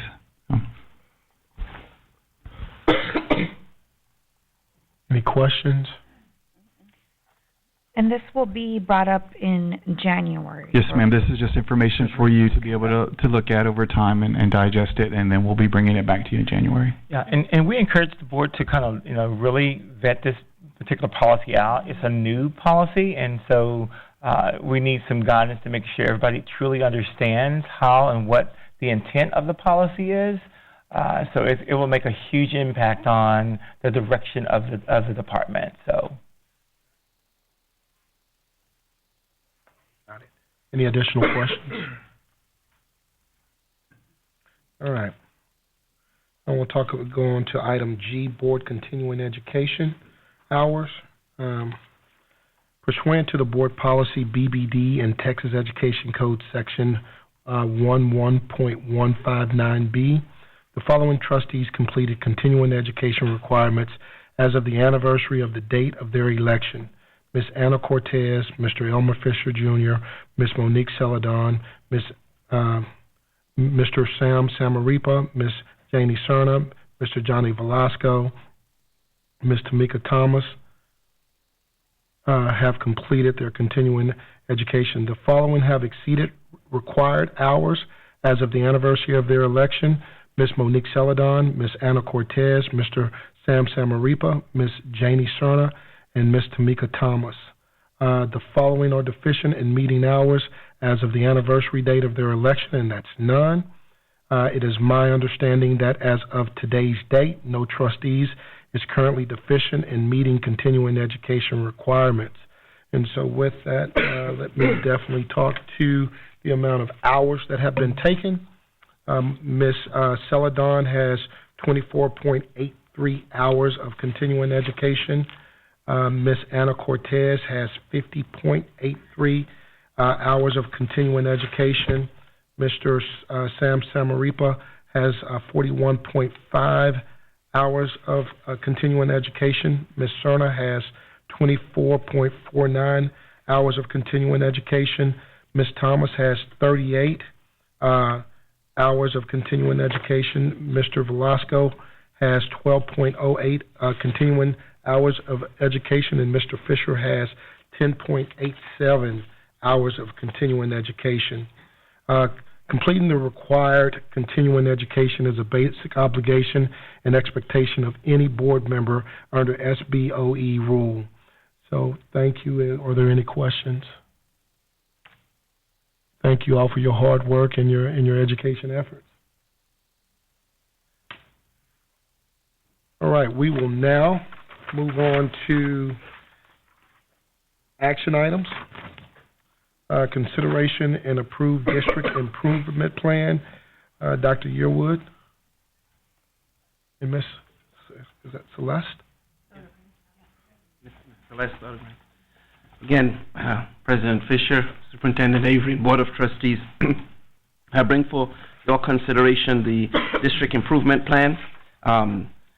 This plan is designed to formulate a comprehensive, first we look at a comprehensive assessment of our needs and strengths, and then strategically we utilize our resources to accomplish our needs or continue to develop our strengths by developing a prioritized system. It is a living document, and it allows us to track our plans, our strategies, and so on, and allows us to continue to become more effective each year. It is a public document, and it ensures transparency of public funds. The process that we use to develop our district improvement plan, it's a 5-step process. First, we look at our strategic priorities. We receive the strategic priorities from our strategic plan, and there are 5 of them. And then, based upon our strategic priorities, we develop what is called a comprehensive needs assessment. We look at doing surveys, we look at gathering data from our campuses, from our central office staff to determine, well, what needs do we really have so that we can achieve these strategic priorities. Once we've done our comprehensive needs assessment, then we look at opportunities for change, and that is we complete a deep analysis and look at areas of growth and opportunities that are determined to allow us to target those areas that are needed for change. Once we finish with that, we look at contributing factors from our opportunities that would allow us to achieve these targeted goals towards growth. And finally, from that, we develop our objectives and our strategies. And so our strategic priorities that we have here in Manor ISD are to be a district of choice in District Texas region based upon student success, to be a great place to work where employees find purpose to do worthwhile work and make a difference, to serve internal and external customers in partnership to support the highest levels of student achievement, and engage students in a variety of individualized and flexible learning opportunities both in and out of the classroom. And finally, to allocate resources to allow us to be more efficient and effective based on the priorities of student success. So we have several, we call it district performance objectives that fall under this plan. Priority 1, be a district of choice. One of them is to look at our third grade reading scores and to look at our scores in the meets and exceeds category and develop growth from there. We also look at the percentage of students who are economically disadvantaged and whether or not they're able to meet or exceed what we call our post-readiness standards in reading, also in mathematics. And we also have our second priority that talks about the importance of being a great place to work by measuring student growth. In other words, what do our teachers feel? Are they growing in the district? Are they receiving support, professional development in the district? And we also look at our objective of reducing teacher turnover. As you know, Manor turnover rate was pretty high, and we continue to chip away at it, and it is getting progressively better, but we continue to work towards that because we know as teachers, we have a stable teaching force. We're able to also stabilize what we call student growth or outcomes for our students. And I'd like to turn it over to Ms. Sodergran, who will then take us through the remaining. Okay. Thank you. Go ahead. Thank you, board members, Mr. Fisher, Dr. Avery. So underneath each of these priorities, we have our strategies, things we're going to go through and just take a quick look at the remaining priorities. Priority 3 is to serve our internal customers and our internal and external customers in partnership to support the highest levels of student achievement. And that looks like a couple of different things. One, it looks like helping to bring in more family engagement, which you've heard a lot about tonight. There's a whole lot under here, including our gifted and talented program, parent perception data, trying to really help make sure that we are serving internal and external partnerships, leveraging all of those in order to get the best out of our students and our partnerships across the district. So we have some coordinators who support that, and those fall under these particular performance objectives as well. So priority 4 is engaging students in a variety of individual and flexible learning opportunities, and that covers a lot of ground in this district. It includes our college readiness. It includes really reducing those discretionary and mandatory placements in the DAEP. A lot of these particular things are really helping us to look at all student groups and make sure that all student groups are achieving the success and the enrichment that they deserve, and in fact, that we can give them anything that we can. So we're looking at a variety of performance objectives under this, each of which has its own strategies, including our bilingual teachers and our bilingual education, which we're working really hard on here as well. Priority number 5 is to allocate resources with a relentless focus on efficiency and effectiveness based on priorities of student success. And of course, we've worked really hard at that over the last year, and that's something that we want to continue to do.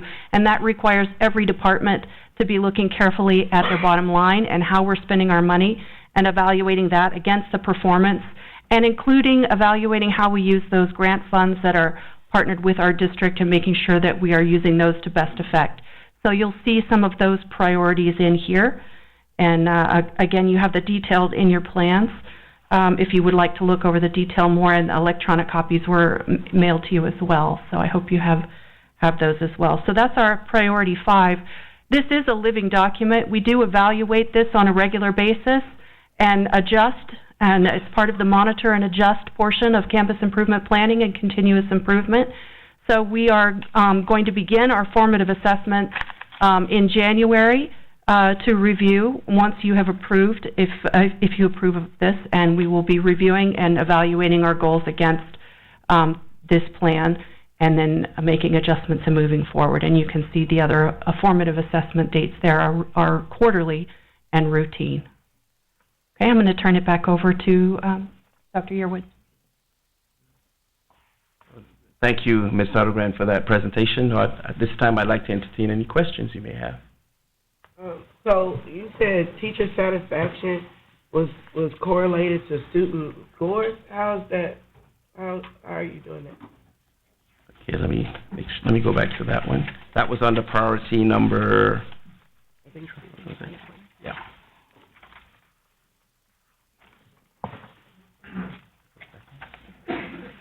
Because my question goes along the lines of, is there actual data of how many teachers are being turned over, when, at what level, actual numbers Because, I mean, surveys are great, but I want the numbers of how Yes. many teachers are coming through here. Yes, and we can actually get that number for you because that is of great concern to us, is reducing that number. And I'm sure Mr. Morrison can help us to get that number for you. But you're absolutely correct. That is a very big concern for us as well. I know one of the focus groups is at one point was inclusion and having enough, because there was the one measure that when we look back on special education, it had not went to the level of being fixed. Where are we on inclusion now? And especially with all the IEPs that require occupational therapy, diagnostics, all of these wonderful positions that are very hard to fill.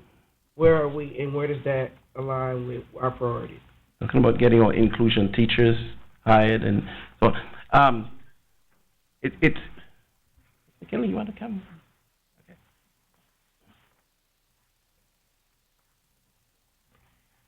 So currently, we are staffed appropriately, but as we are adding more students, we are looking at how that staffing how it's being affected. So let's just say that last year at Snapshot, we were probably at about 800 students, between 800 and 900. Well, we're probably about 950 now. Wow. So as we are adding more students, we are looking at the staffing ratio and keeping in contact with administrators as well. The same thing with our occupational therapists. We do have 2 this year that are actually employed with the district versus contracting. Our physical therapist, her caseload is manageable, her workload is manageable. We keep in contact with our related services staff, and I will say that we are short on evaluation staff. We are contracting, and as you can see in the district improvement plan, a huge amount of our federal funds, they are going towards contracted services. So have we looked at how we get people to Manor?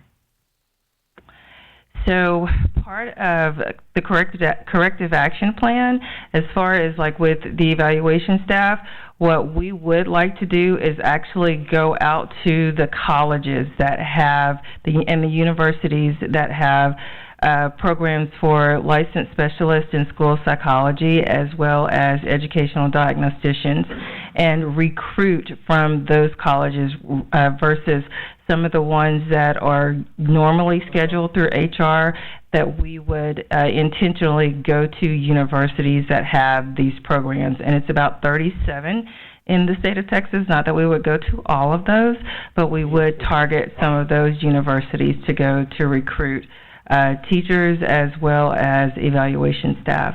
Oh, that'd be good. And my last question has nothing to do with special education, but thank you. You're welcome.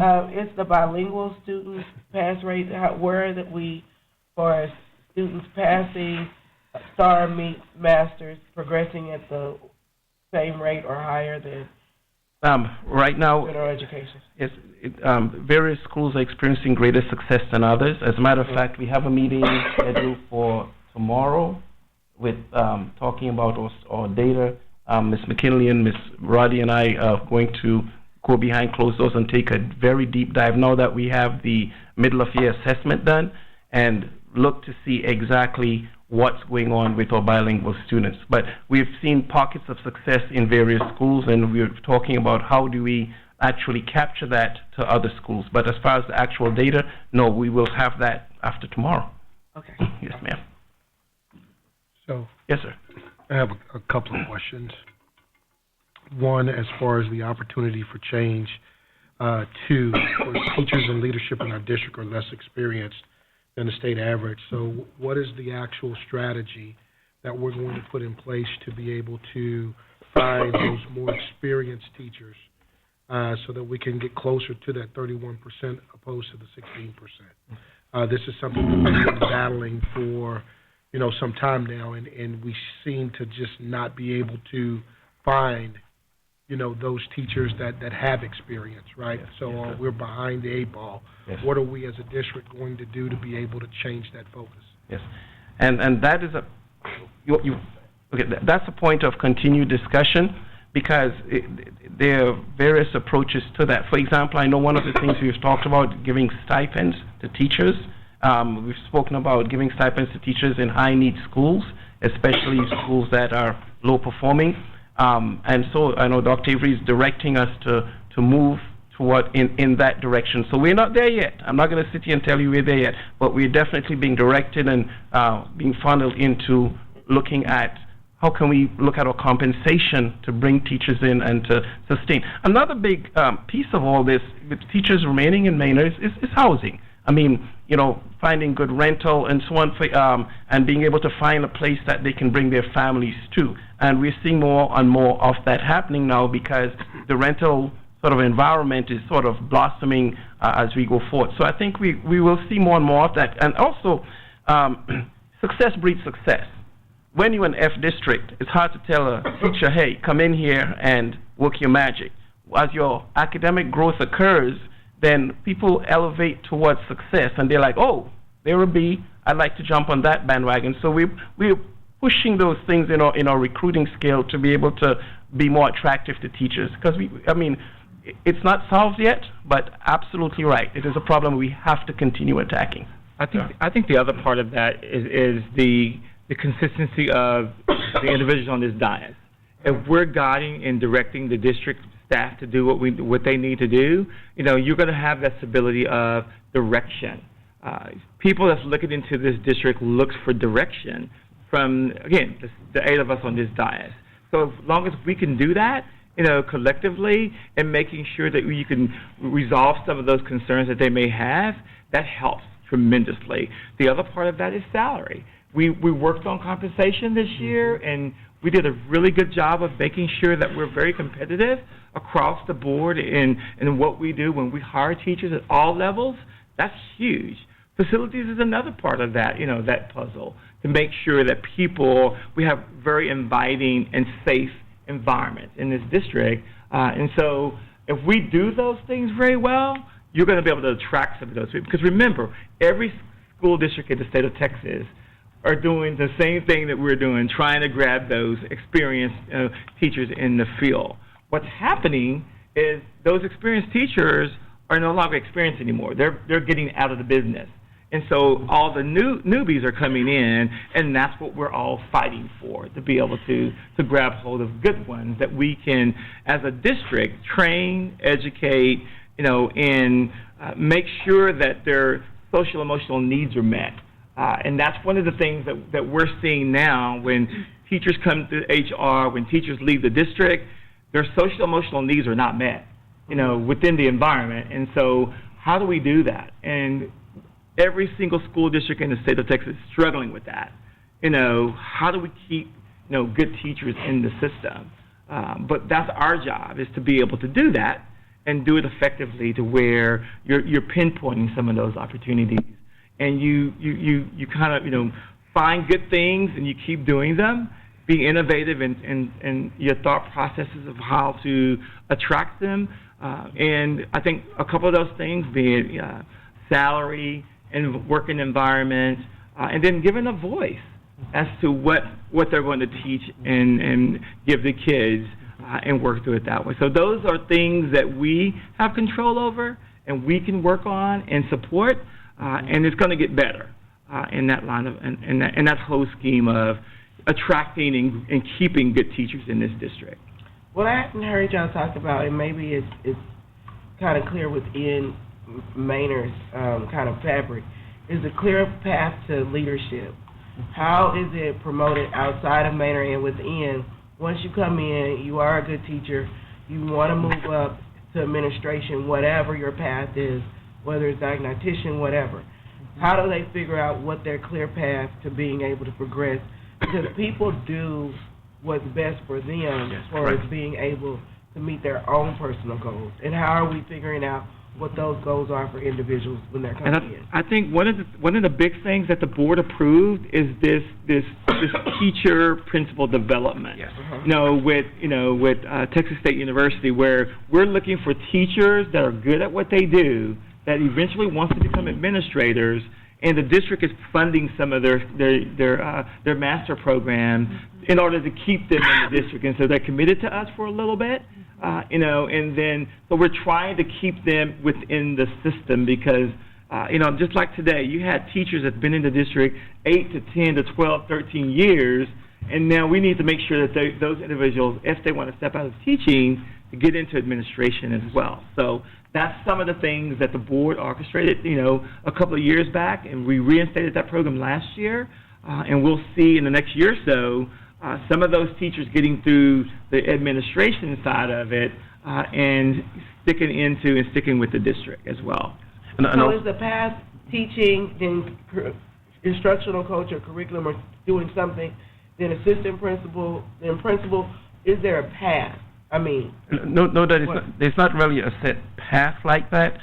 What we look at is the ability of the teacher, because we know we have schools that need someone that's perhaps a stronger disciplinarian. We need some that need some, but what happens there is it all depends on sort of that teacher and on what are they truly good at, because we don't want to just put everything in a box and say this is the way it is. But let's say we have a school that has a great need on academics, in reading, for example. If we have someone that is a teacher that is good, yes, then we look at doing that on the instructional end. If we see someone that has strong leadership ability within their school, they'll be able to have a great job with kids, with parents, and also have outstanding results. Then we look at, perhaps looking at them for an administrative track. But as far as, having just a set track, it all depends on that individual. What we do is we try to be encouraging. I believe several board meetings ago, you all approved like a master's level stipend for teachers, so that way as they look at, doing more advanced degrees, they can get payment for that as part of their encouragement. But it is a process that we do encourage for anyone who would like to move into a higher level of administration, or a higher level of, let's say, a curriculum, or something in that area. So we do encourage that. So, can you guys bring us back with the actual strategy for hiring, to give us an overview of what that looks like as we move into 2020? Okay. Especially a strategy, I just speak of one board member, that has us hiring. If it's the end of December, people should already be declaring without any type of feeling of repercussions whether they're coming back next year. Because I would really like us to get to a point where we hire teachers with kids in the classroom. Hiring teachers in May and June and July with empty classrooms, everybody thinks that they can, teach our kids. It's different than when you actually have been around low-income students with our district. I would like them to see and feel and be walking the halls with our actual kids. Yes, absolutely right. Yes, ma'am. So I have one other thing, and I understand this is a thorn in everybody's side when we talk about, bilingual certified teachers. I know that it's just across the board, and I think I've been talking to Dr. Avery about this for many years, but I think that we as a team just have to, really strategize and come up with an effective plan to be the very first people in the water to jump in deep, right, and say, okay, how do we get people to run to us, right? What does that look like? And it's all financial. We get that. And we're working on a plan right now, and it is at the beginning stages now. So you can very beginning. And what I want to tell you is, I don't want to give you the plan right now. Okay. Because I don't want our neighbors to have a chance to duplicate it. Got it. Right? Miss Roddy and I talk. Miss Roddy. We've been talking weekly about what we're doing to do it. So we're going to bring you a tiered approach to bilingual education. Okay. This years of experience equates this. Okay. Got it. This years of experience equates this. And then we're going to build in a longevity piece into it. It's going to be different. We're going to have to make sure it's legally compliant. But we've had multiple conversations about it because I've said to you before, I believe that is our biggest gap. Mm-hmm. Yeah.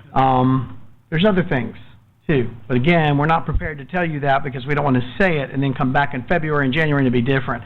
And Ms. Thomas, people can resign right now, but what I think I heard you say is, what are we doing to find out from them? Right, I'm not Okay. saying that they're about resigning. I'm Got it. saying that if you're not planning to come back, if you're not planning to come back, Tell you're not planning to come back. But we can fill those positions, but people have to feel safe enough to be able to say, I'm not planning to come back. And it's not gonna be, you're gonna make their life miserable for the next half of the year. Correct, I hear you. I just want to make sure I heard you correctly And on that. we'll bring a proposal for that, because districts are doing some things right now to try to encourage people to let districts know sooner than later. And there's a way that we can do that. It's a financial way, but I think there's something that, again, let's get a head start. Let's know come January if you're coming back or not. And most people do. They're looking 6 months ahead of when they're going to depart. And some of them will know if you gave them a little incentive to do it. So that's something that we will come up with as well.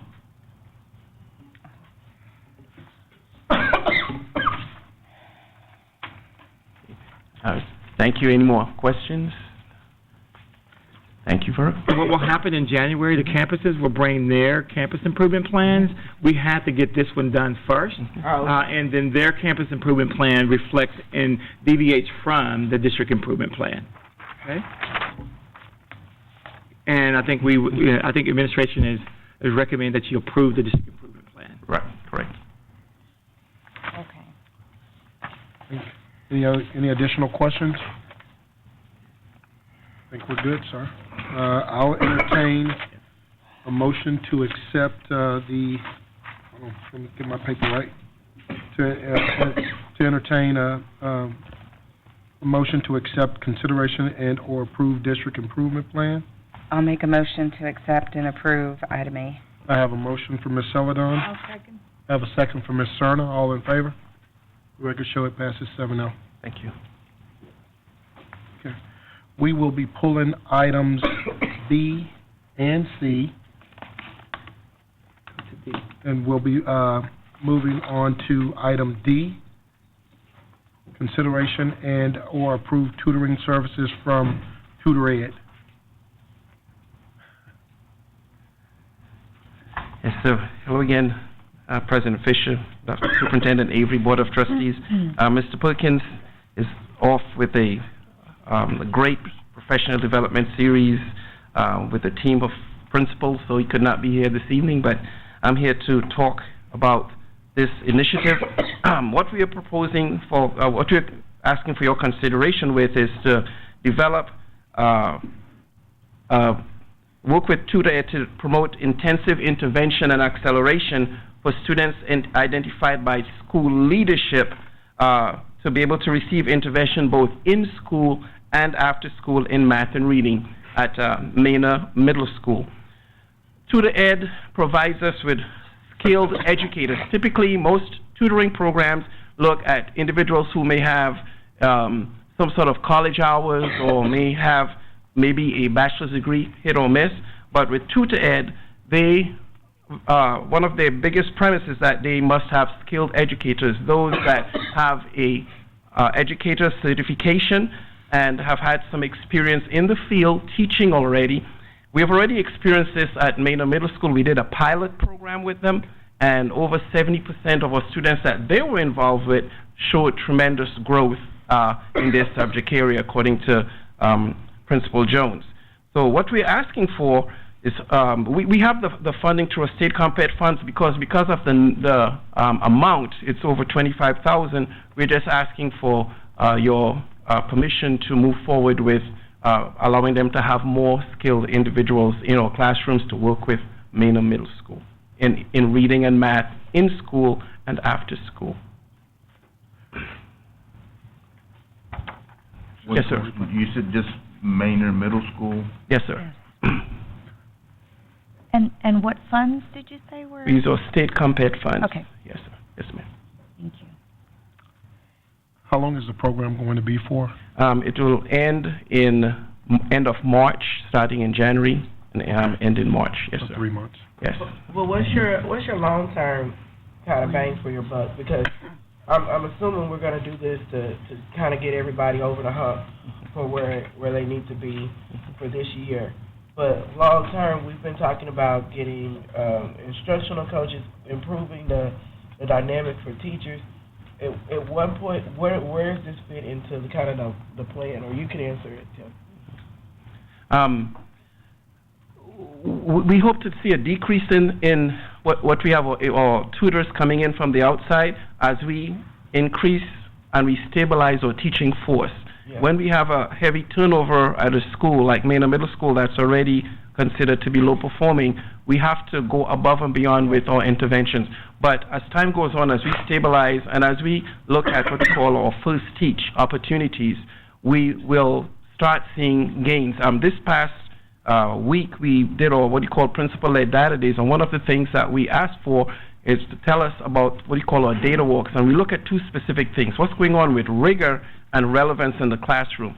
Almost every campus, we're beginning to see an improvement from the basic knowledge comprehension levels up to the apply and the analyze levels. So we're seeing the movement in academic efficiency, as one would say, of our teachers. We're just not there yet. And we, with Manor Middle School, we are in a situation that we feel we need to go above and beyond as far as getting them the help they need. I'm just trying to make sure that there is a longevity plan, because last year we did, I think, $200,000 for Sylvan, and now we switched to this one. So it seems to be second semester becomes this kind of run-ditch effort for 3 months of bringing the scores and everything up. So well, I think one of the things that the academic division has brought to me is that the approach has to be different depending on the staff that we have each year. So we have to adjust, and we're doing that constantly, trying to figure out what's going to be the best, approach and what's going to work better for them. And so because we don't know, because of the instability of everything being in front of us, we have to be able to figure out what's going to be the best approach for each year, each month. And so, this came from administration. They were working through another grant-funded program. This is basically expanding that a little bit more. And so we just have to really monitor. And one of the things the board, when we passed the Manor Middle School turnaround plan, we said we're going to do all these things to figure out how we're going to do and what we're going to do for Manor Middle School. And so this is just another effort to stand beside the other things that we're doing to make sure that we have a full-fledged, game plan to execute. So this is one of those additional opportunities for us to see if it's going to stick. And then what happens at Manor Middle School may be needed elsewhere in the district. So we're looking at we're giving it a try, figuring out if it's going to work or not, and then we can replicate that as well. So that's one of the other things that we have in our arsenal to be able to do as well moving forward. Is this our first time using Tutor Ed? This year is our first time using them. Yes, sir. Yes, sir. Okay. Any additional questions? All right. I'll entertain a motion to consider and/or approve tutoring services from Tutor Ed. Item D. I'll make a motion to approve it. I have a motion from Ms. Thomas. I have a second from Ms. Cerner. All in favor? Let the record show it passes 7-0. Thank you. All right. Now move on to action item E, consideration and approval of an order authorizing the issuance, sale, and delivery of Manor Independent School District unlimited tax school building bonds in one or more series, levying and continuing direct annual ad valorem tax for the payment of the bonds, authorizing and authorized representative to approve the amounts, interest rates, prices, and terms thereof, and certain other agreements, procedures, and provisions related thereto, and approving other matters incident and related thereto. Mr. Art Martin. Yes, sir. Thank you, Mr. President, members of the board, Dr. Avery. Really, these next two items are together. We have, as a result of passing the bond election, we would like to move forward with issuing the first piece of that bond. And we have a couple of individuals with us here tonight. We have Jennifer Ritter, our financial advisor, and Humberto Aguilera is also our bond attorney. And Ms. Ritter is going to come up and discuss these two items items E and F. There's two pieces of that. One is issuing the bonds. The other is to defease some existing debt in combination with issuing the new bonds. And she's going to go over those items briefly, and we'll answer any questions that you might have once she's through.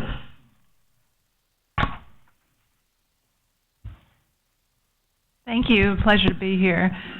We passed around a timetable here. With your permission, I'll go through the timetable because it'll elaborate a bit on both items, and then step back, and obviously your bond attorney can talk to you about the action items before you. But the timetable here envisions the bond sale, selling bonds for the bonds that you approved back in November, selling the first tranche of it, which will be $200 million, giving you $80 million thereafter to issue as you need going forward. But the first step here on this timetable is to apply for the permanent school fund guarantee. So the district has what we call an underlying bond rating, your credit score essentially, of a AA minus from Standard & Poor's, AA3 from Moody's. They're the same sort of notch credit rating there. The permanent school fund guarantee from the state of Texas gives you an automatic AAA highest bond rating guarantee. By having that, you get a better interest rate. It only costs you $1,500 to get it, so it's very inexpensive to get that guarantee, and it obviously lowers the interest rate a couple of notches. That program takes about 3 to 4 weeks to actually get the program guarantee in place. So we went ahead actually and applied for that just around Thanksgiving, right before Thanksgiving, because it wouldn't be available till December. The authorization lasts for 6 months, but that way we're in a position to not be waiting on that and can go ahead and actually go out and sell for you. So that's already taken place. The next step obviously is tonight for you to authorize both the bond issuance itself as well as the redemption of some existing bonds, and we'll talk about that in a moment.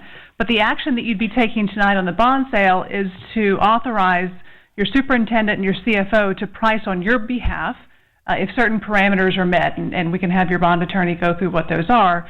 But essentially what that does and why it's beneficial to us as your financial advisor is it tells us we can go out and we can price the best day in the market. We don't have to wait for your next regular board meeting date or schedule a special meeting. It gives us flexibility in the market when interest rates are moving constantly to price on that best day in the market. It allows the underwriters for us to have a communication with them and say, hey, you tell us, it could be Wednesday, it could be Thursday, whatever it is, you tell us what's the best day in the market. With an issue of $200 million, we also want to clear the market. We don't want a bunch of other, large bond issues out there taking attention away from your issue. So that way we're able to schedule it. So it's, I think, a smart move to give these individuals the authority to price on your behalf. Obviously, you set the parameters, you set the maximum amount, you set the maximum interest rate, so you still have control over it. It's purely a play to get the best interest rate for the district.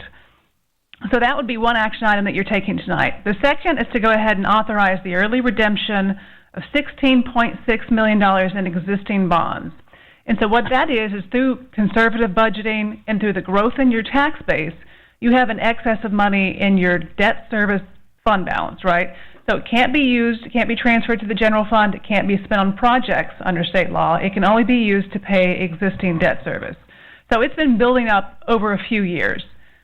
It could help pay for this bond issue once it's sold, but it can't reduce the size of what we're selling. So again, we can only use it to pay for debt service. So the best use of that money for the district is to pay off old bonds that have a higher interest rate than what you're going to pay now and save the money immediately. So what we propose doing is paying off portions of your 2011, 13, and 14, and just by paying off roughly $16.5 million, you're going to save almost $4 million in debt service, which will immediately go back into having the tax rate lower on these new bonds, as well as, saving the taxpayers all that money as it becomes available to move forward. So it's smart to do it. It takes money that you're basically earning nothing on in your debt service account and puts it toward paying down bond issues. And you've done that in the past, as you had the ability to do it. We haven't done it for a couple of years, but obviously with the new bond, that makes sense. So we cannot sell the new bond until we exercise that redemption, which will occur right around February 1st, because we'd have some issues. We're using the paying off of the old bonds to build into the capacity for the new bonds. So that is the only sort of hold up or hiccup on this. So once we get through that, and what we're calling here February 4th, we're going to actually go out to the market around February 13th is when we propose pricing. Assuming it all goes well, we hit the interest rate targets that the board designates, we'll be in a position to close or deliver funds to the district on March 12th. And I think that was all I had in way of, sort of information on the bond and the defeasance itself. Obviously, interest rates are extremely low. They're lower than what we projected when we went out for the bond. So you're in a positive position right now. We don't want to wait too long and have them go up while we're waiting. So that's why we're trying to do this as quickly as possible and bring you to market as quickly as we can. So I'm happy to answer any questions or turn it over to your bond attorney to talk about the actual order and the resolution per your desire. So you said first we have to sell the get rid of the 16.16 million bond debt in order for us to have capacity to sell the $200 million. Yes, ma'am. Yes, okay. That's correct. Right.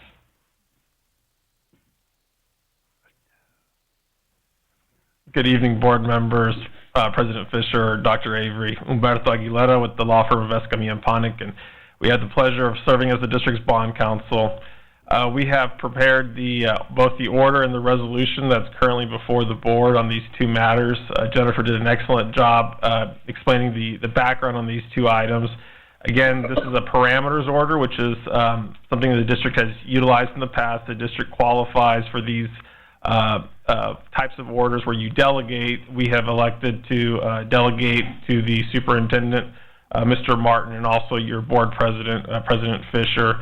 Those three individuals have the authority to act on behalf of the board. And that is something that the district has utilized in the past again, and also Jennifer outlined, the many reasons why that's a benefit to the district in terms of timing the pricing. Happy to address any legal questions the board may have regarding these two items. I have a quick question. I know on the second page of, I guess, the resolution, it says that, of course, we are not going to exceed the $280 million bond, and that it would not exceed 5% of. So you were talking about the interest rates being pretty low. This is a great time to, sell and get our bonds out of the way. So my question is there a reason why we're not going like 4%? Because this is what I was like, there's a lot of districts, our neighboring districts I looked at, and they're like, not to exceed 4%. Is there a reason why you're recommending not to exceed 5%? Because 1% is $2 million. That's an excellent question, and those parameters we actually established in consultation with your financial advisor, which is why at this moment I will turn it over to her. Okay. We simply do that. This is a 6-month authorization? 1 year. 1 year authorization. So obviously the voters have authorized you to move forward.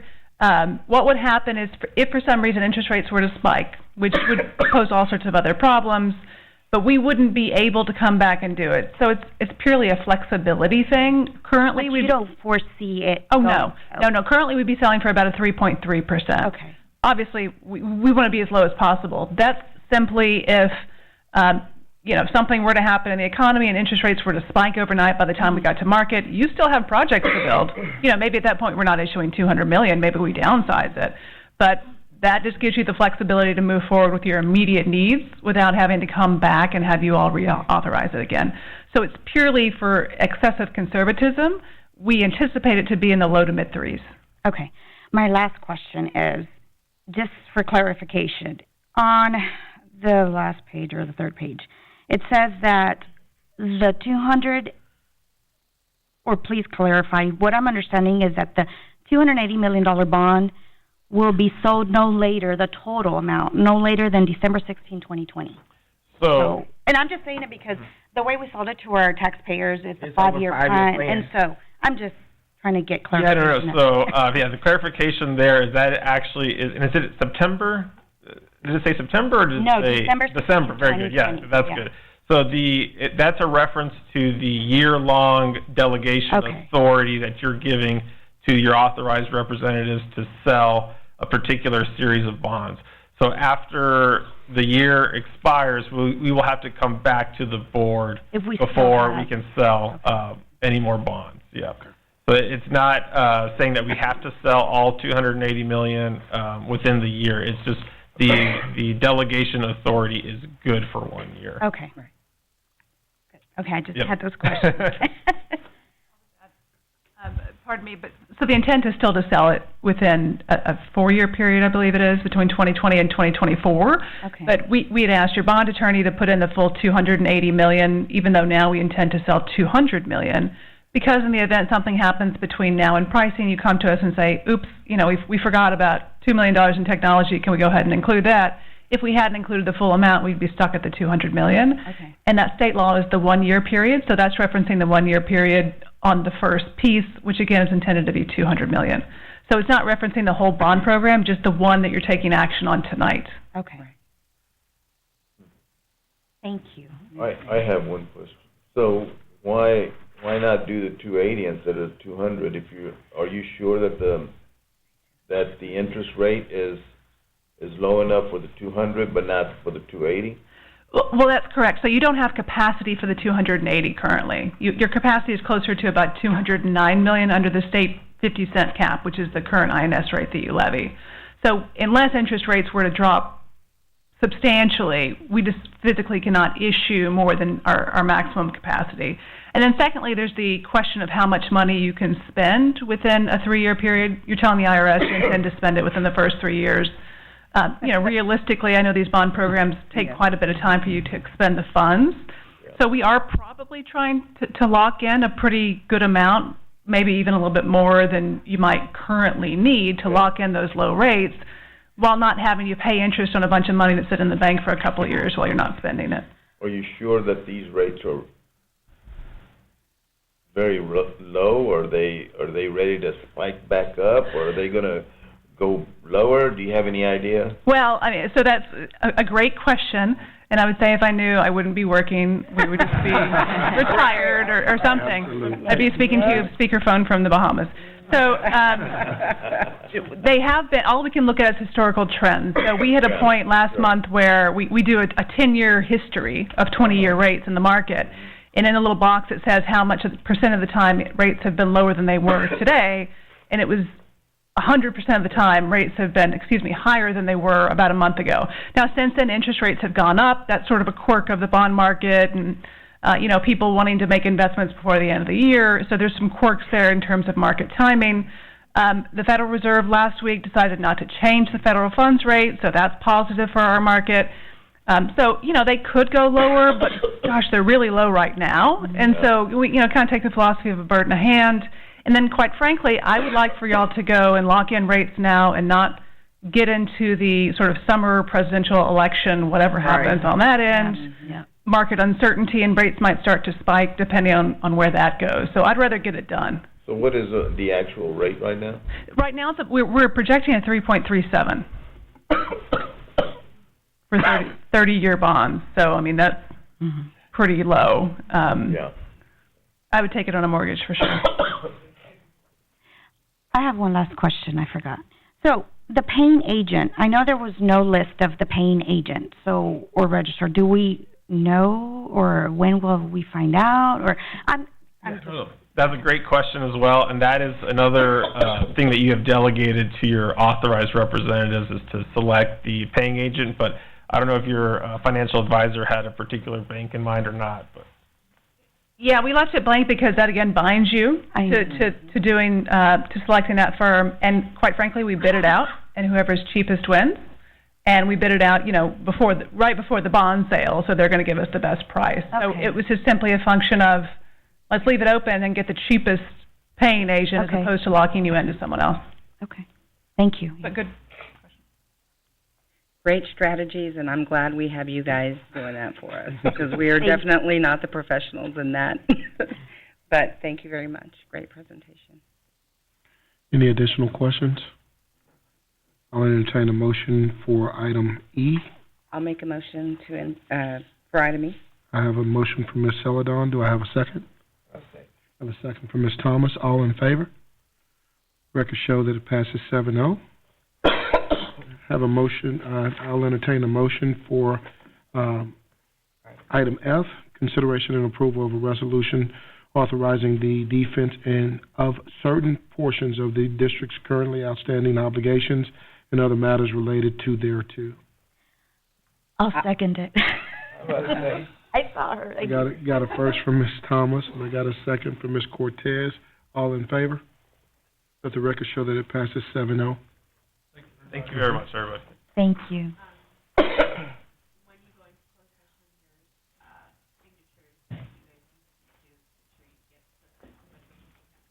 Okay.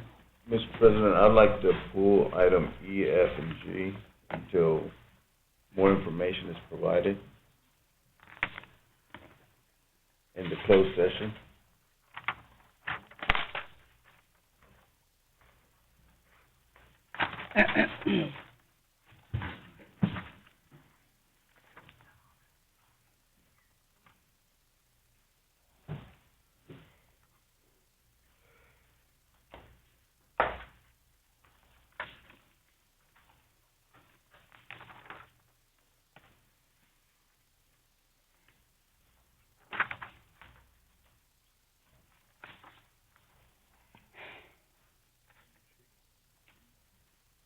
Does anybody have anything to say regarding pulling E, F, and G?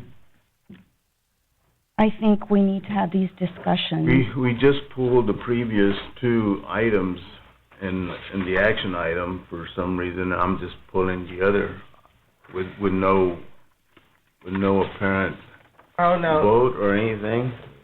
Wait, So I'm just pulling the other So like, items in closed not session. discuss at all? Is that what you're Are trying you to saying you don't want to discuss it? We don't want to discuss it. I'm not gonna go for that. Me neither. So, is there a vote that would need to happen? There was no vote previously I don't know on what pulling you're the talking items, which were B and C.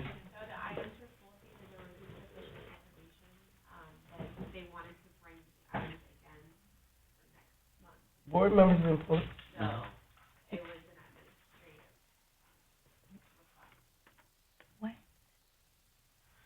I It was don't an understand. administrative request. The So board council, didn't what pull would it. you recommend us do in this situation, Christine?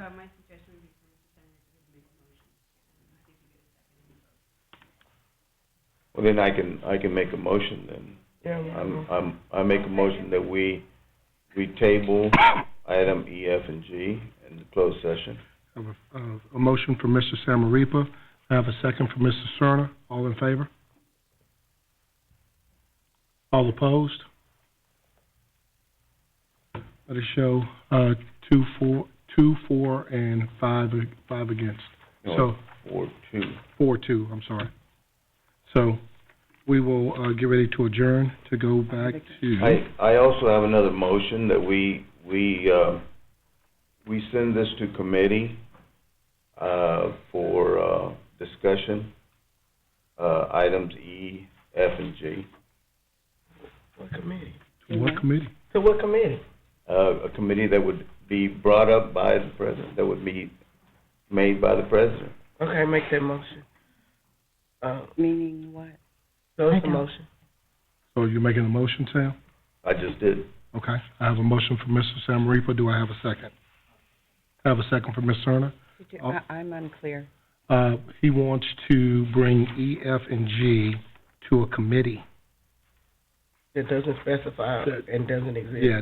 So A board committee. A board committee. For future, For E, F, and G. determination. For I guess to creating a discuss. board committee? Huh? To create a To board create, committee? yeah. But we would still discuss it this evening? No. No. No. The president would have the opportunity to make the committee. He is the one that makes, according to his authority, he is the one that makes the committees.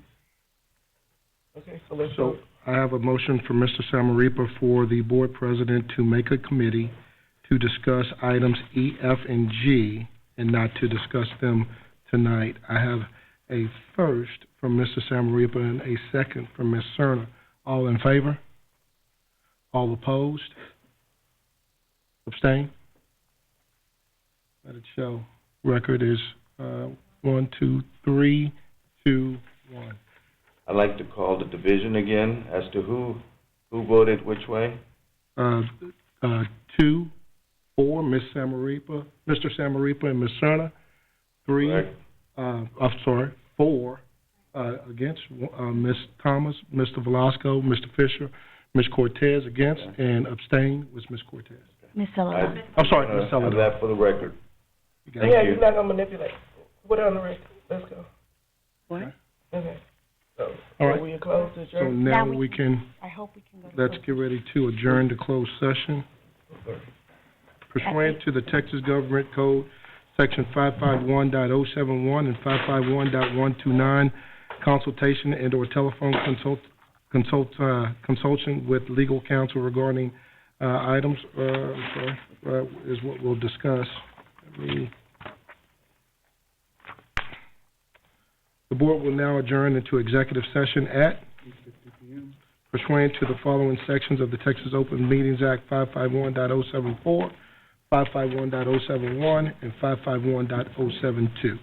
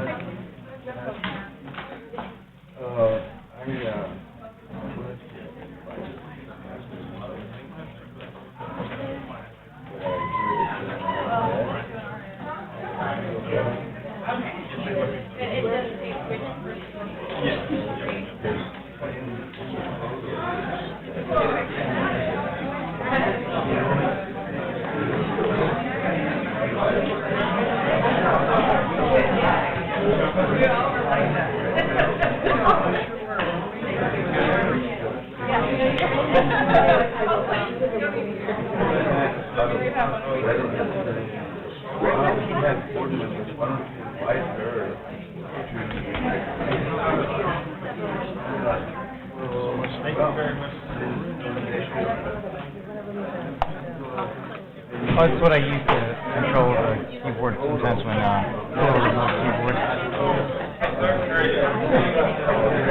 Oh, absolutely, you did a really good job. Even took on some questions there, checking it out.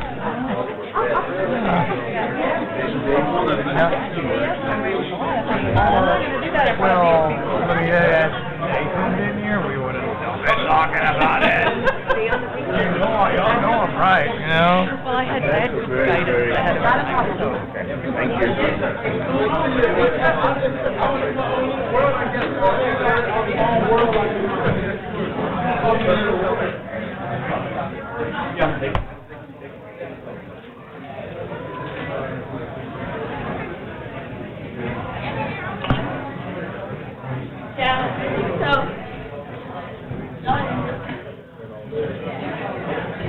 You guys, good job.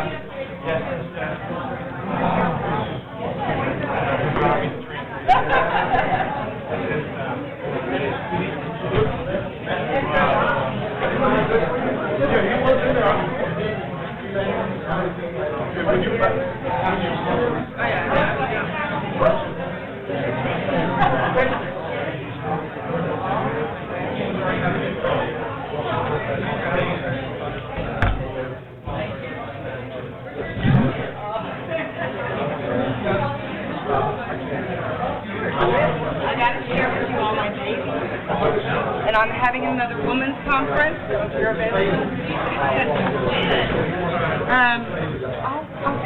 January the 11th, and then one in May, one in September, one in February. So people have been really How's it going, man? asking me to go out. So it's great. Yeah. So you're going to be on one of my speeches.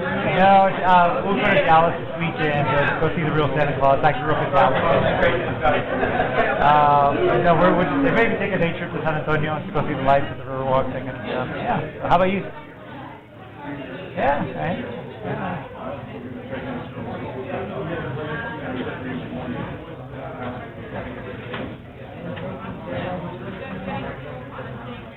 At 3 a.m.?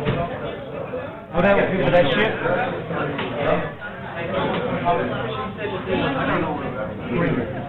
Oh, okay.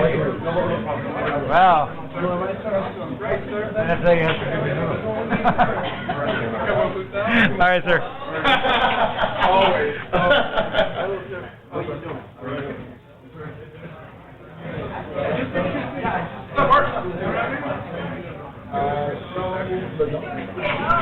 So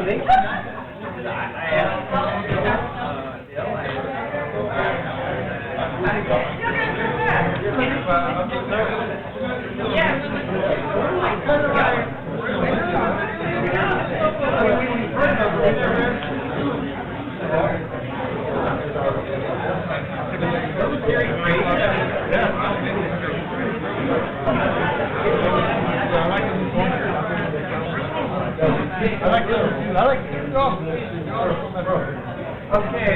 I tell you what kills me about Microsoft, they won't allow you to fix it on your phone. No. They just offer that 1 year. Yeah, enterprise. Oh, yeah. Because we want to work the dollars all the way through. Chris Brown? Yeah. Curtis. Serious. How you doing? Hey, if I don't see you, have a wonderful holiday, but maybe I'll see you at Costa Garden. You may. Okay. All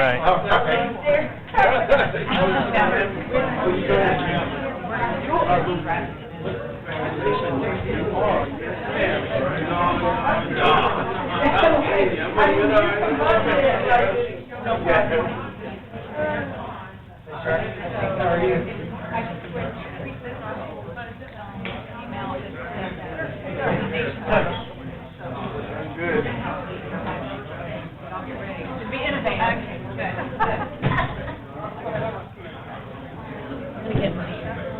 My water, hey? Yes.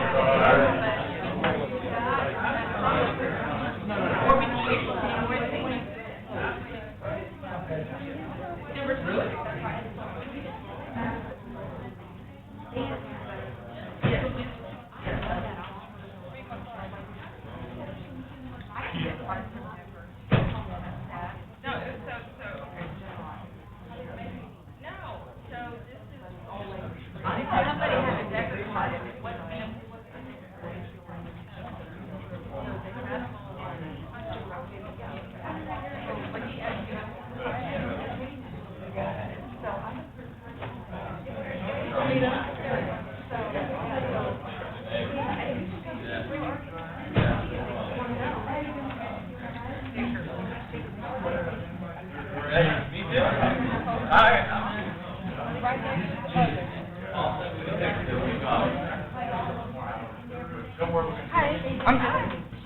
I'm new, so I'm just making sure I have everybody's name.